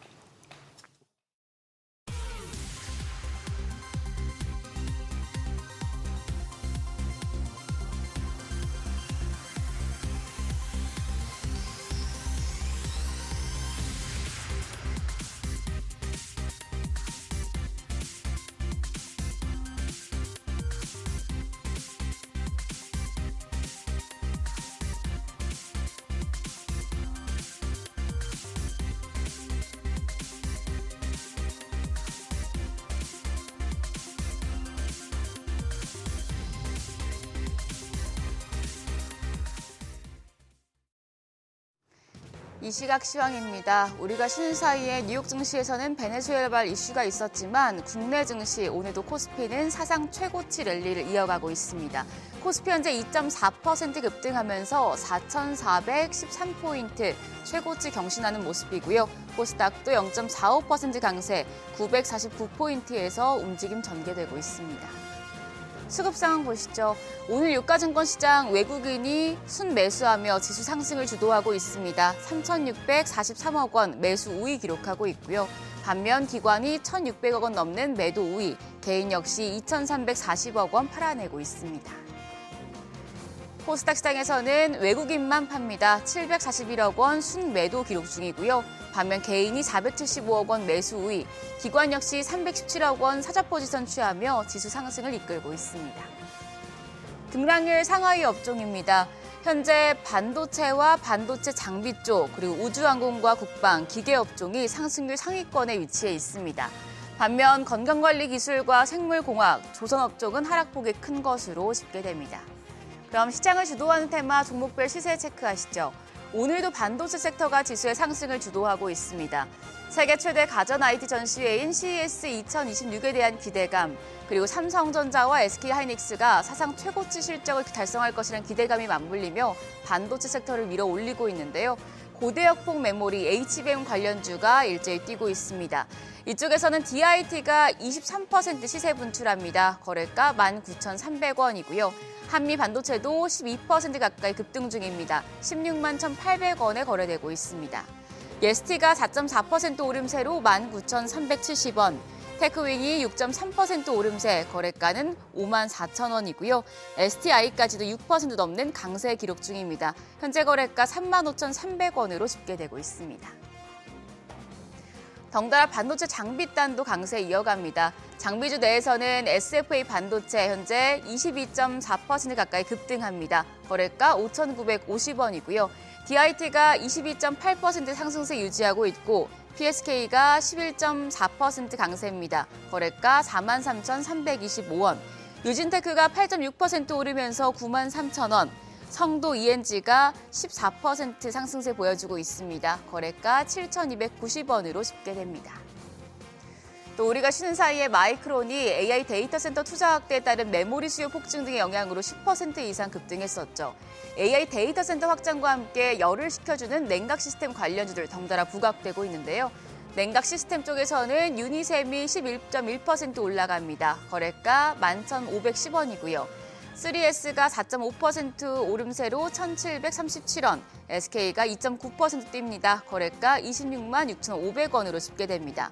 GS가 3.25% 강세로 57,100원, GST도 2.3% 상승합니다. 거래가 31,050원으로 집계되고 있습니다. 데이터 센터 관련해서는 현장에서 직접 전력을 생산하는 방식이 주목받고 있습니다. 미국의 블룸에너지가 지난 주말 고체 산화물 연료전지 기술을 통해 데이터 센터에 고효율 연속 전력을 공급하고 있다는 점이 부각되며 주가가 14% 가까이 올랐었는데요. 국내 증시에서도 고체 산화물 연료전지 관련주들 오름세 기록하고 있습니다. 관련주 내에서는 한선 엔지니어링이 5.4% 강세, 거래가 9,320원이고요. LTC가 4% 가까이 상승하며 21,200원, BHI가 8.5% 뜁니다. 거래가 57,200원 기록하고 있습니다. 또 두산퓨얼셀이 6.7% 강세, 거래가는 3950원이고요. 미코 역시도 3.6% 상승세 기록 중입니다. 거래가 14,220원으로 집계됩니다. 코스피가 4,410선까지 돌파하며 사상 최고치 행진을 이어가고 있습니다. 외국인이 사는 종목들 체크하시고요. 또 장중에 반도체 쪽이 쭉 밀어주는 장세가 이뤄질 수 있을지 지켜보셔야겠습니다. 지금까지 시장 상황 전해드렸습니다.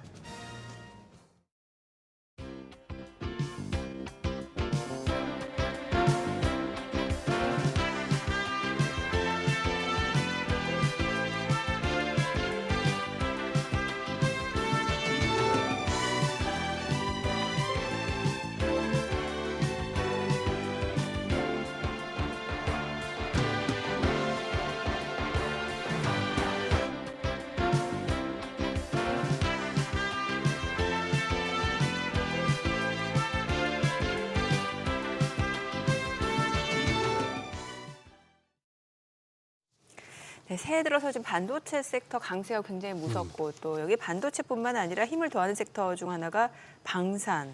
또 로봇은 그동안 좀 흐름이 괜찮았는데 오늘 좀 쉬어가는 모습이죠. 그러네요. 예. 바이오도 조금 오늘은 맞아요. 이 와중에도 쉬어가요. 바이오가 약하고. 네. 그래요. 지금 안 그래도 뭐 베네수엘라 사태가 터졌는데 방산주 한번 짚을 때가 된 것 같아요. 네, 맞습니다. 네. 오늘 함께해 주실 분 유진투자증권 리서치센터 양승윤 연구위원 함께합니다. 어서 오세요. 어서 오세요, 양 의원님. 오랜만입니다. 네. 예. 방산하고 로봇 커버 하신다고. 네, 맞습니다. 예. 오늘 주로 이제 방산 여쭤볼 텐데 지금 여기서 이 급등장에서 로봇이 좀 소외되는 거는 왜 그렇다고 보세요? 뭐 사실 로봇 같은 경우는 저희가 작년 말까지 해서 네. 굉장히 강세를 많이 보였었고 올랐죠. 예. 그리고 또 이제 이번 주부터 시장에서 많이 기대하시는 게 미국 라스베가스에서 열리는 이제 CS 맞아요. 이벤트가 CS. 있는데 이미 뭐 기대감이 선반영되었기 때문에 이벤트가 이제 시작되는 이번 주에 예. 좀 새로운 가능성들이 좀 나오고 있다라고 보고 있고 다만 내일부터 이제 본격적으로 전시회가 시작이 될 거고 뭐 현대차라든지 여러 기업들에서 로봇 관련된 이제 비전들과 제품들이 또 공개가 될 거예요. 그래서 이번 주 내내 조금 이제 오르락 내리락 변동성들이 굉장히 좀 커지지 않을까 이렇게 예상하고 있습니다. 예, 그래요. 지금 뭐 이제 베네수엘라 그 마두로 대통령 부부가 체포가 된 상황이고 이러다 보니까 이제 자산 시장에 아무래도 좀 영향이 있을 수도 있을 것 같은데 어떻게 보시나요? 사실 이번에 이제 베네수엘라 사태가 발생했던 네. 이유 또는 미국이 이제 베네수엘라를 이제 공격을 하고 대통령을 이제 축출을 했던 이제 그 네. 이슈가 이제 왜 그랬냐라는 부분들인데 일단 표면적으로는 뭐 마약과의 전쟁을 선포를 하고 네. 있긴 하지만 사실 또 뒤에서는 이제 여러 가지 이 베네수엘라의 원유에 대한 이권들을 이제 확보하기 위함으로 이제 확인이 되고 있어서 결국 이렇게 발생하고 있는 사태들 중남미 쪽에서 이슈들은 이제 가장 이제 자산 쪽에서 영향을 많이 미치는 거는 아마 이제 원유 쪽이 되지 않을까라고 생각을 하고 있고 예. 주식 쪽에서는 당연히 이런 방산주라든지 이런 지정학 리스크들 고조되면서 조금 이제 관련된 기업들 또는 관련된 섹터로의 수혜가 좀 이어질 수 있겠다라고 생각을 하고 있습니다. 그래요. 지금 우리 양 의원 보시기에 지금 유가가 지금 반응이 약간 애매해요. 처음에는 이렇게 좀 유가가 하향 안정화를 보이더니 지금은 또 다시 약간 플러스로 돌거든요. 처음에 이 사태를 딱 뉴스를 접하셨을 때 제 일감은 뭐였습니까? 아, 이거 유가 빠지겠다 오르겠다. 어느 쪽이었습니까? 일단 저는 빠질 거라고 생각을 글쎄. 했었어요. 예, 저도 그랬는데 네. 지금 이거 오늘 뉴욕장 뚜껑 열어봐야겠네요. 이거. 그렇죠. 한번 열어봐야 될 것 같고 뭐 단기적인 방향성을 좀 판단하기는 이제 어려운 부분들이 있을 것 같은 게 원유라고 하는 게 결국은 뭐 이런 중남미 쪽 이슈도 있기는 하지만 결국 중요한 게 중동이라든지 기존의 산유국들의 동향들이고 뭐 증설을 하냐 감설을 하냐 이후 이슈들이 더 중요할 거라고 보고 있어서 뭐 조금 이제 지켜는 봐야겠지만은 전체적인 방향성에서는 미국이 이번에 이제 공격을 했던 가장 큰 이유도 이 유가를 올리기 싫다가 좀 가장 큰 그렇겠죠. 저희가 있었다라고 저는 생각을 하고 있어서 그러니까 방향성으로 봤을 땐 중장기적으로 하향 안정화되는 방향성이지 않겠는가라고 생각해서 보고 있습니다. 뭐 그 작전을 수행한 미국 특히 트럼프 대통령이 바라는 바는 유가 하락이겠죠. 맞습니다. 그렇게 해서 좀 인플레가 좀 부담을 덜고 하는 그런 쪽일 거고. 네, 그리고 올해 또 11월 달에는 이제 미국의 중간 선거가 그렇죠. 있으니까 그러니까. 그때까지 좀 안정적으로 관리를 하는 모습들이 나오지 않겠나 이렇게 보고 있습니다. 근데 일단 뭐 약간 전쟁 내지는 뭐 국가적으로 이렇게 분쟁이 생겼다. 그러면 뭐 방산주는 일단 움직여주는 게 상식 아닙니까? 그렇죠. 그래서 오늘 좀 장초 좀 네. 강하게 올라가고 있는 모습들 좀 확인이 되고 있는 것 같고, 뭐 이번 베네수엘라 사태가 사실 크게 보면은 또 미국과 중국 또는 러시아 이런 강대국들의 글쎄, 예. 패권 경쟁으로도 좀 비화될 수 있는 포인트들이 있고, 그리고 뭐 독재자를 축출했다 여러 가지 이야기들은 있지만은 결론적으로는 이제 주권 국가를 미국이 또 공격을 했다라는 예. 이야기고. 국제 정치학 이론에서 입각해서 봤을 때 현실주의 이론이 적용이 되면서 결국은 힘으로 모든 것들을 말하는 세상이다라는 것들이 이제 강조가 되면서 앞으로도 지금 이제 현대 시대는 평화의 시대라기보다는 좀 경쟁 또는 힘의 시대라고 보면서 지정학적인 위기감들이 계속 높아질 수 있는 이제 그런 부분들이 나타날 거라고 생각을 하고 있습니다. 왜 한때 방산주가 지난해도 그렇고 트럼프 2기 행정부 들어서면서 이제 방산주가 좀 많이 올랐습니다. 특히 유럽 쪽에서 이제 방산 기업들 주가가 오르면서 글로벌리 전반적으로 방산주의 강세를 이끌었던 것 같은데 지금 보니까 오늘도 국내 증시 쪽에서 이제 방산주들 올라가거든요. 방산주 향후 전망은 어떻게 보시나요? 일단은 저희는 구조적으로는 계속 예. 우상향하는 흐름들이 구조적으로. 나올 거다라고 생각을 하고 있습니다. 그 이유로는 이제 앞서 말씀드린 이제 지정학적인 부분들, 예. 결국 방사는 제일 중요한 게 사실 조금 아이러니하긴 하지만은 이제 전쟁이 터져서 이 무기 수요 올라가는 것이 사실 이 산업의 성장으로 이어지기 때문에 지금 이 산업의 상황들을 봤을 때는 계속 구조적으로 우상향을 할 수밖에 없는 상황이라고 생각을 하고 있습니다. 사실 이제 방산주의 흐름들을 좀 저희가 복귀해서 보면 11월 달 예. 이후로 하락세가 좀 이어지다가 이제 최근 들어 조금 이제 반등들이 나오고 있는 상황인데, 이 방산주에 영향을 미치는 이제 요인이 저는 세 가지가 있다라고 보고 네. 있고, 하나가 말씀드린 그런 지정학적인 부분들이 있을 거고, 또 하나가 그리고 수주, 그리고 이제 또 하나가 이제 실적 이렇게 있는데, 뭐 이제 11월 달 이후에 이제 3분기 실적 발표 이후에 좀 방산 쪽에서 뭐 러우 휴전 이야기도 나왔었고, 그리고 실적에 대한 불안감들이 계속 발목을 잡았고, 그리고 연말에 이 이제 크리스마스 시즌에 돌입을 하면서 이 수주가 안 나올 거다라는 그런 이제 우려들이 나오면서 계속 주가가 약세를 기록을 했었었는데, 예. 그런 연말이 지나갔고 이제 수주들이 하나둘씩 나오는 구간에 들어갔고, 그리고 4분기 실적도 지금 저희가 확인하는 수출 데이터 기반해서 봤을 때는 이제 견조한 실적들이 또 예상이 되고 있는 상황들이어서 그걸 거기에다가 이런 베네수엘라 사태까지 겹치고 네. 있는 이제 그런 상황이어서 지정학, 수주, 실적 이 모든 것들이 이제 반등하면서 단기적으로도 좀 계속 트레이딩 해볼 수 있는 그런 국면에 진입하고 있다라고 말씀드리고 있습니다. 근데 저 방산주도 LIG 넥스원 같은 경우는 제법 조정 좀 받았네요. 맞습니다. 거의 어. 뭐 고점 대비해서 거의 50% 가까이도 글쎄. 조정을 예. 받았었던 부분들이고, 결국 그 이유는 앞서 말씀드린 뭐 실적이라든지 뭐 수주에 예. 대한 이슈들이 있었었는데, 사실 가장 큰 거는 아무래도 좀 수주에 대한 부분들이었던 것 같아요. 작년 우리나라 방산 이 해외 수주액을 좀 살펴보면은 대략 한 150억 불 정도 수주를 한 걸로 확인이 되고 있고, 다만 이제 거기서 대부분이 현대로템과 하나 에어로스페이스가 차지를 했었었고, LIG 넥스원이 그 수주 흐름에서 조금 이제 소외가 되는 모습들이 나오면서 하반기 들어와서 조금 이제 그런 실망감들이 다소 좀 이제 출회됐었던 부분들이 아닌가라고 생각해서 보고 있습니다. 그러니 이 종목 하시는 분들이 진짜 참 그거 한 게, 아니 방산 좋다 했는데도 LIG 넥스원은 그랬지만 지금 또 항공우주는 카이, 이거는 뭐 쭉쭉쭉쭉 계속 우상향이네요. 맞습니다. 뭐가 다른 거예요, 두 회사가? 일단은 LIG 넥스원은 사실 무기 체계로 저희가 나누어서 보면은 네. 이제 LIG 넥스원이 방공 또는 뭐 유도 무기 체계를 유도탄 주로 유도탄 쪽을 예. 하는 회사이고, 카이는 이제 쉽게 말씀드리면 항공기 쪽에 대한 이제 부분들인데, 사실 LIG 넥스원도 그동안 뭐 사우디나 뭐 이라크, 아랍에미레이트 쪽으로 해서 방공 무기 체계에 대한 수주들 좀 많이 받아왔었지만 예. 지금은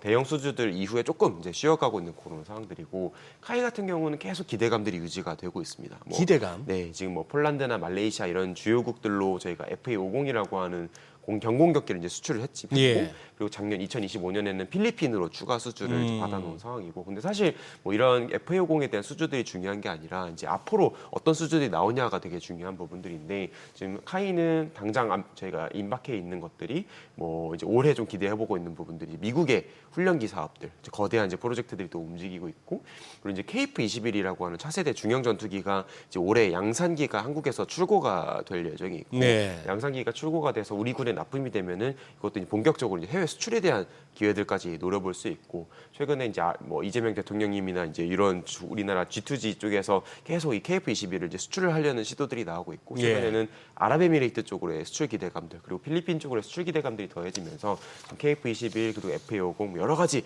아이템들이나 수주 파이프라인들이 계속 좀 움직이고 있는 상황들이어서 뭐 올해 그 작년 그리고 이제 올해까지 계속 강세들이 좀 이어지고 있는 부분들이라고 생각을 해서 보고 있습니다. 아니 저 기사를 보면 우리 전투기들이 진짜 가성비 좋다던데 진짜예요? 뭐 압도적으로 가성비가 좋은 부분들도 있고 아직 아닌 부분들도 있기는 한데 이제 앞서 말씀드린 FA50이나 예. T50처럼 이제 저희가 이미 양산을 많이 했고 수주를 많이 받아서 이제 판매를 하고 있는 그런 아이템들은 다 이제 경쟁 국가 대비해서는 가격 경쟁력이 분명히 있습니다만은 사실 KF21은 이제 막 우리나라에서도 초대 양산이 이제 진입이 되고 있는 상황이어서 정말 가격으로 봤을 때는 뭐 사실 선진국들의 전투기 대비해서 크게 아직까진 메리트는 없지만은 이것들이 이제 우리나라에서 본격적으로 양산이 되고 그리고 이제 주요국 쪽으로 이제 수출이 이루어지면서 규모의 경제가 확보가 된다고 하면은 경쟁국 대비해서는 가격이 떨어질 수 있는 포인트들은 충분히 있다라고 생각해서 보고 있습니다. 혹시 그럼 방산주 쪽에서 좀 리스크라고 할 수 있는 포인트는 어떤 것들이 있을까요? 사실 방산주에서 제일 중요한 거는 뭐 첫째도 수주고 둘째도 수주고 셋째도 수주에 대한 부분들이고 사실 이제 방산주들이 조금 이제 주가가 약세를 보였었던 가장 큰 이유가 제가 이제 수주가 있었다라고 이야기를 드렸었는데 우리나라 방산의 이 수주액이 해외 수주액이 2022년도 170억 불을 기록을 하고 그리고 2023년도에 140억 불 기록하고 그리고 2024년도에는 95억 불로 계속 줄어들었었거든요. 그래서 이렇게 줄어들면은 결국 이 수주라고 하는 게 이제 미래 실적에 대한 선행 지표이니까 네. 뭐 23년도, 24년도, 25년도 실적들은 좋아졌지만 이 성장에 대한 속도가 점점 둔화되고 2020년도 후반에 들어와서는 이제 실적이 오히려 좀 완만하게 올라가다가 꺾이는 그런 우려들이 있지 않을까라는 내용들이 좀 주가를 발목 잡았었던 포인트들인데 앞서 말씀드린 이제 그 수주에 대해서는 2025년도에 150억 불로 다시 한번 좀 튀어오르고 있는 상황들이고 올해도 최소 저희는 한 100억 불 이상 좀 수주할 수 있는 파이프라인들이 가동이 되고 있는 상황들이어서 결국 수주가 리스크이긴 하지만 뭐 그 리스크가 아직은 이제 저희가 나타나지는 않고 있는 그런 상황들이라고 말씀을 드릴 수가 있겠습니다. 이번 주 저기 뭐 회사채 시장에서 한화 에어로스페이스 이 회사채 발행 얘기가 좀 들리더라고요. 2,500억 규모 보니까 이제 트렌치별로 이제 2년물 800 또 그리고 3년물 1,200, 5년물 500억 등인데 자 여기에 이제 결국 이제 회사채 발행도 우리가 항상 보면은 그 성격을 봐야 되는데 얘들 돈이 없어 이러나 아니면 이렇게 해서 더 뭐 투자가 됐건 뭐가 됐건 더 잘해보려고 하는 건가? 요걸 일단 가려야 되는 거 아닙니까? 그렇죠. 요거 어느 쪽이에요 하나는? 일단은 지금 뭐 하나 에어로스페이스를 네. 비롯해서 이제 방산 기업들이 자금 조달을 하고 있는 부분들에 대해서는 아무래도 좀 돈이 없어서라기보다는 이제 선행적으로 앞으로 그런 미래 투자들을 하기 위한 이제 자본 확충이라고 이제 확인을 하고 있는 상황들이고 예. 사실 하나 에어로스페이스나 뭐 다른 기업들 우리나라 방산 기업들 보면 지금 이익이 굉장히 잘 나오고 있습니다. 그만큼 현금도 흐름도 나쁘지 않고 계속 쌓이고 있는 상황들이고 하나 에어로스페이스는 사실 작년에 이미 4.2조 원에 달하는 대규모 유상증자까지 하고 있는 상황들이어서 결코 지금 단기적으로 뭔가 돈이 부족한 그런 상황들은 아니고 근데 사실 그 유상증자를 했었던 이유도 이제 뭐 해외 공장을 짓는다든지 또는 뭐 무기 체계를 개발을 한다든지 아니면 뭐 다른 이제 해외 방산 기업들과 조인트 벤처를 맺어서 뭔가 사업을 한다든지 여기에 필요한 이제 그런 돈들을 확보를 하는 그런 성격들이 강했었고 이번에 이제 실시를 하는 이 회사채 2,500억에 대한 그 조달에 대해서도 마찬가지로 이런 미래 투자에 대한 그런 이제 자금 확보의 성격이 굉장히 좀 강하지 않나라고 생각을 해서 보고 있습니다.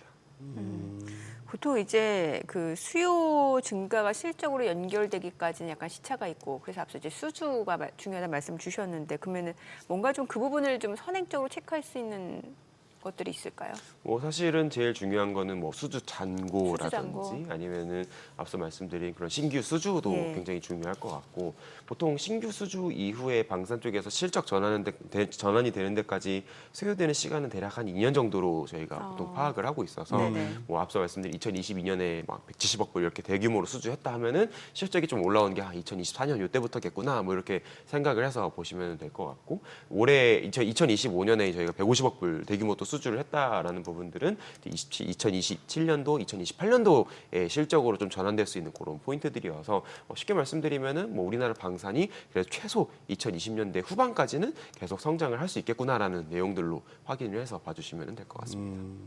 근데 사실 이 우리가 방산하다 보면 하나 에어로스페이스가 어떻게 보면 대장주 역할을 하기도 했는데 우리가 지난 6월부터 우리가 지수가 날아갔다고 생각하면은 선거 이후에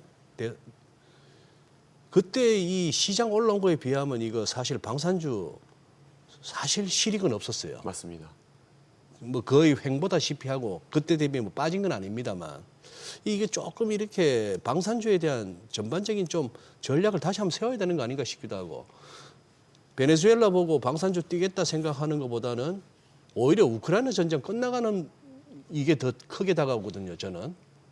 맞습니다. 그렇다고 뭐 대만 쪽이 뭐 터지기야 하겠습니까만 뭐 그런 생각도 들고 조금 한번 중장기적인 전략을 한번 세워주셔야 될 것 같아요. 방산주.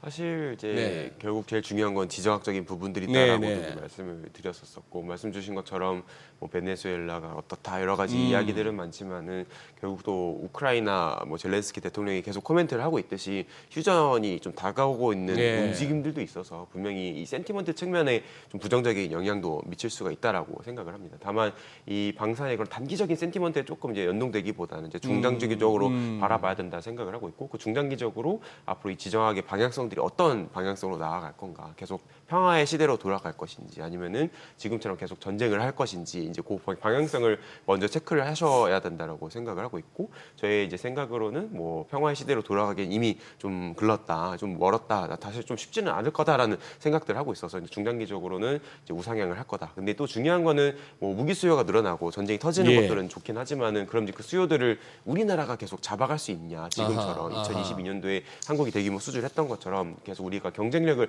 갖출 수 있냐라는 부분들인데 사실 지금 유럽은 뭐 하반기에도 계속 방산주들이 많이 올라왔었던 부분들이 있습니다. 그리고 뭐 라인메탈이나 이런 주요 기업들의 그런 밸류에이션, PER, 멀티플을 보더라도 뭐 2027년도 기준으로 봐도 거의 30배 이상으로 굉장히 높은 상황들인데 우리나라는 지금 뭐 10배, 뭐 20배 정도 수준에서 갇혀 있는 이제 그런 상황들이 나오고 있고 결국 우리가 유럽과 그리고 이제 이 한국 이 방산 기업들의 밸류에이션 격차가 만들어지는 게 뭐냐라고 하면 결국은 이 실적 또는 뭐 수주 앞으로 이제 그 수요들을 가져갈 수 있냐에 대한 그 차이라고 저는 생각을 하고 있어서 앞으로 이제 우리나라 방산이 수주를 할 수 있는지가 상당히 좀 중요한 포인트다라고 생각을 하고 있습니다. 근데 이제 앞서 말씀드린 것처럼 우리나라가 이제 수주는 많이 했었고 결국 우리나라의 경쟁력은 이제 납기라든지 가성비에 대한 이제 부분들이었었는데 지금 유럽이 계속 이제 전쟁이 터진 지가 이제 4년이 넘어가고 있는 이제 그런 상황들이어서 이 공급망, 이 방산 자체적인 공급망들에 대한 회복들도 나오고 있고 그리고 방산 신흥국으로 뭐 일본이나 튀르키예가 좀 쫓아오고 있는 이제 그런 상황들이어서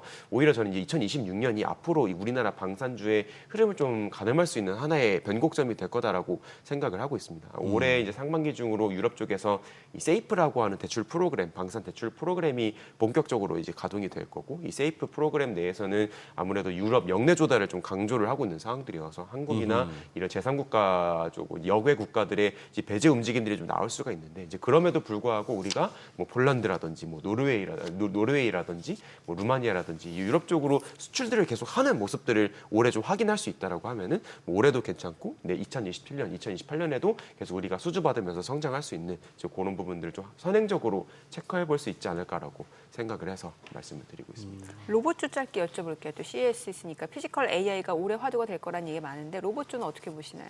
뭐 로봇주도 사실 일단 앞서 말씀드린 예. 것처럼 많이 올라왔었고 이제 예. 기대감으로 올라왔었기 때문에 사실 조금 이제 밸류에이션이나 뭐 이 기업들의 그런 주가 흐름에서는 상당히 좀 부담스러운 국면들을 맞다라고 생각을 하고 있습니다. 네. 그래서 상반기 중에 이제 로봇 쪽은 여러 가지 모멘텀들이 많이 깔려 있는 상황들이에요. 앞서 말씀드린 1월 달에는 뭐 CS가 있을 거고 그리고 2, 3월 달에는 이제 테슬라의 3세대 휴머노이드인 이제 옵티머스 젠 3가 또 공개가 될 거고 뭐 아마 저희가 예상했을 때는 뭐 4월 전후로 해서 미국의 뭐 로봇 관련된 행정명령이 나올 수가 있고 그리고 또 이제 5월 달, 6월 달에는 중국 쪽에서 이 휴머노이드 기업들이 IPO 랠리가 또 또 시작이 될 거기 때문에 네. 그 이벤트 때마다 조금 이제 오르락 내리락하는 이제 그런 단기적인 변동성들이 굉장히 높아질 거라고 생각을 하고 있어서 오히려 이제 그 이벤트 때문에 기대감이 오를 때 우리 따라서 매수를 했다가 이제 그 이벤트 이전에 조금 매도 새로운 저희가 이제 염두를 해서 좀 매도를 하는 전략으로 좀 단기적으로 계속 트레이딩을 좀 면밀하게 해야 되는 그런 전략이 가장 좀 유효하지 않을까라고 생각을 하고 있고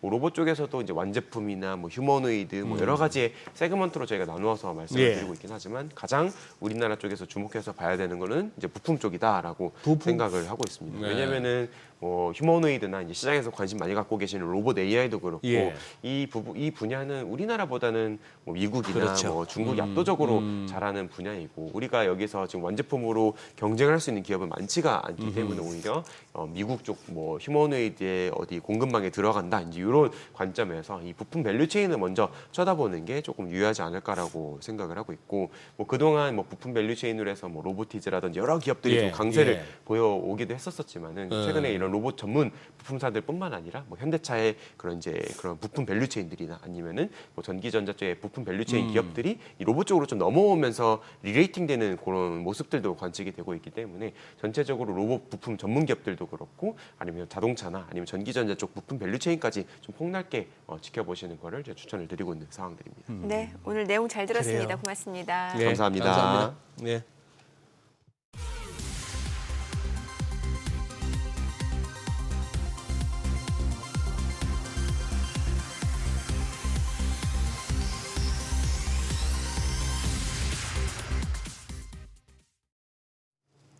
오늘 코스피 코스닥 양시장 상승세가 이어지고 있고 특히 코스피 앞서 4,400선 돌파하고 지금 네. 4,382입니다. 우리는 살짝 일봉의 윗꼬리가 달리고 네. 니케이는 자꾸 양봉의 키를 키워가고 있고 뭐 다소 대조적인데 어쨌든 시장은 전혀 밀릴 의지가 없습니다. 다만 환율이 많이 뛰고 있고 채권 시장에서 금리가 많이 오르고 있습니다. 주식만 좋으네요. 네. 저희 방송 중에 전해드린 내용과 관련해서 모든 투자 판단의 책임은 투자자분들께 있다는 점 알려드립니다. 네, 세상의 모든 돈 되는 정보 머니쇼. 오늘은 여기서 인사드리겠습니다. 여러분의 모든 경제 SBS 비지가 함께하겠습니다. 저희는 내일 오전 8시에 찾아뵙겠습니다. 고맙습니다.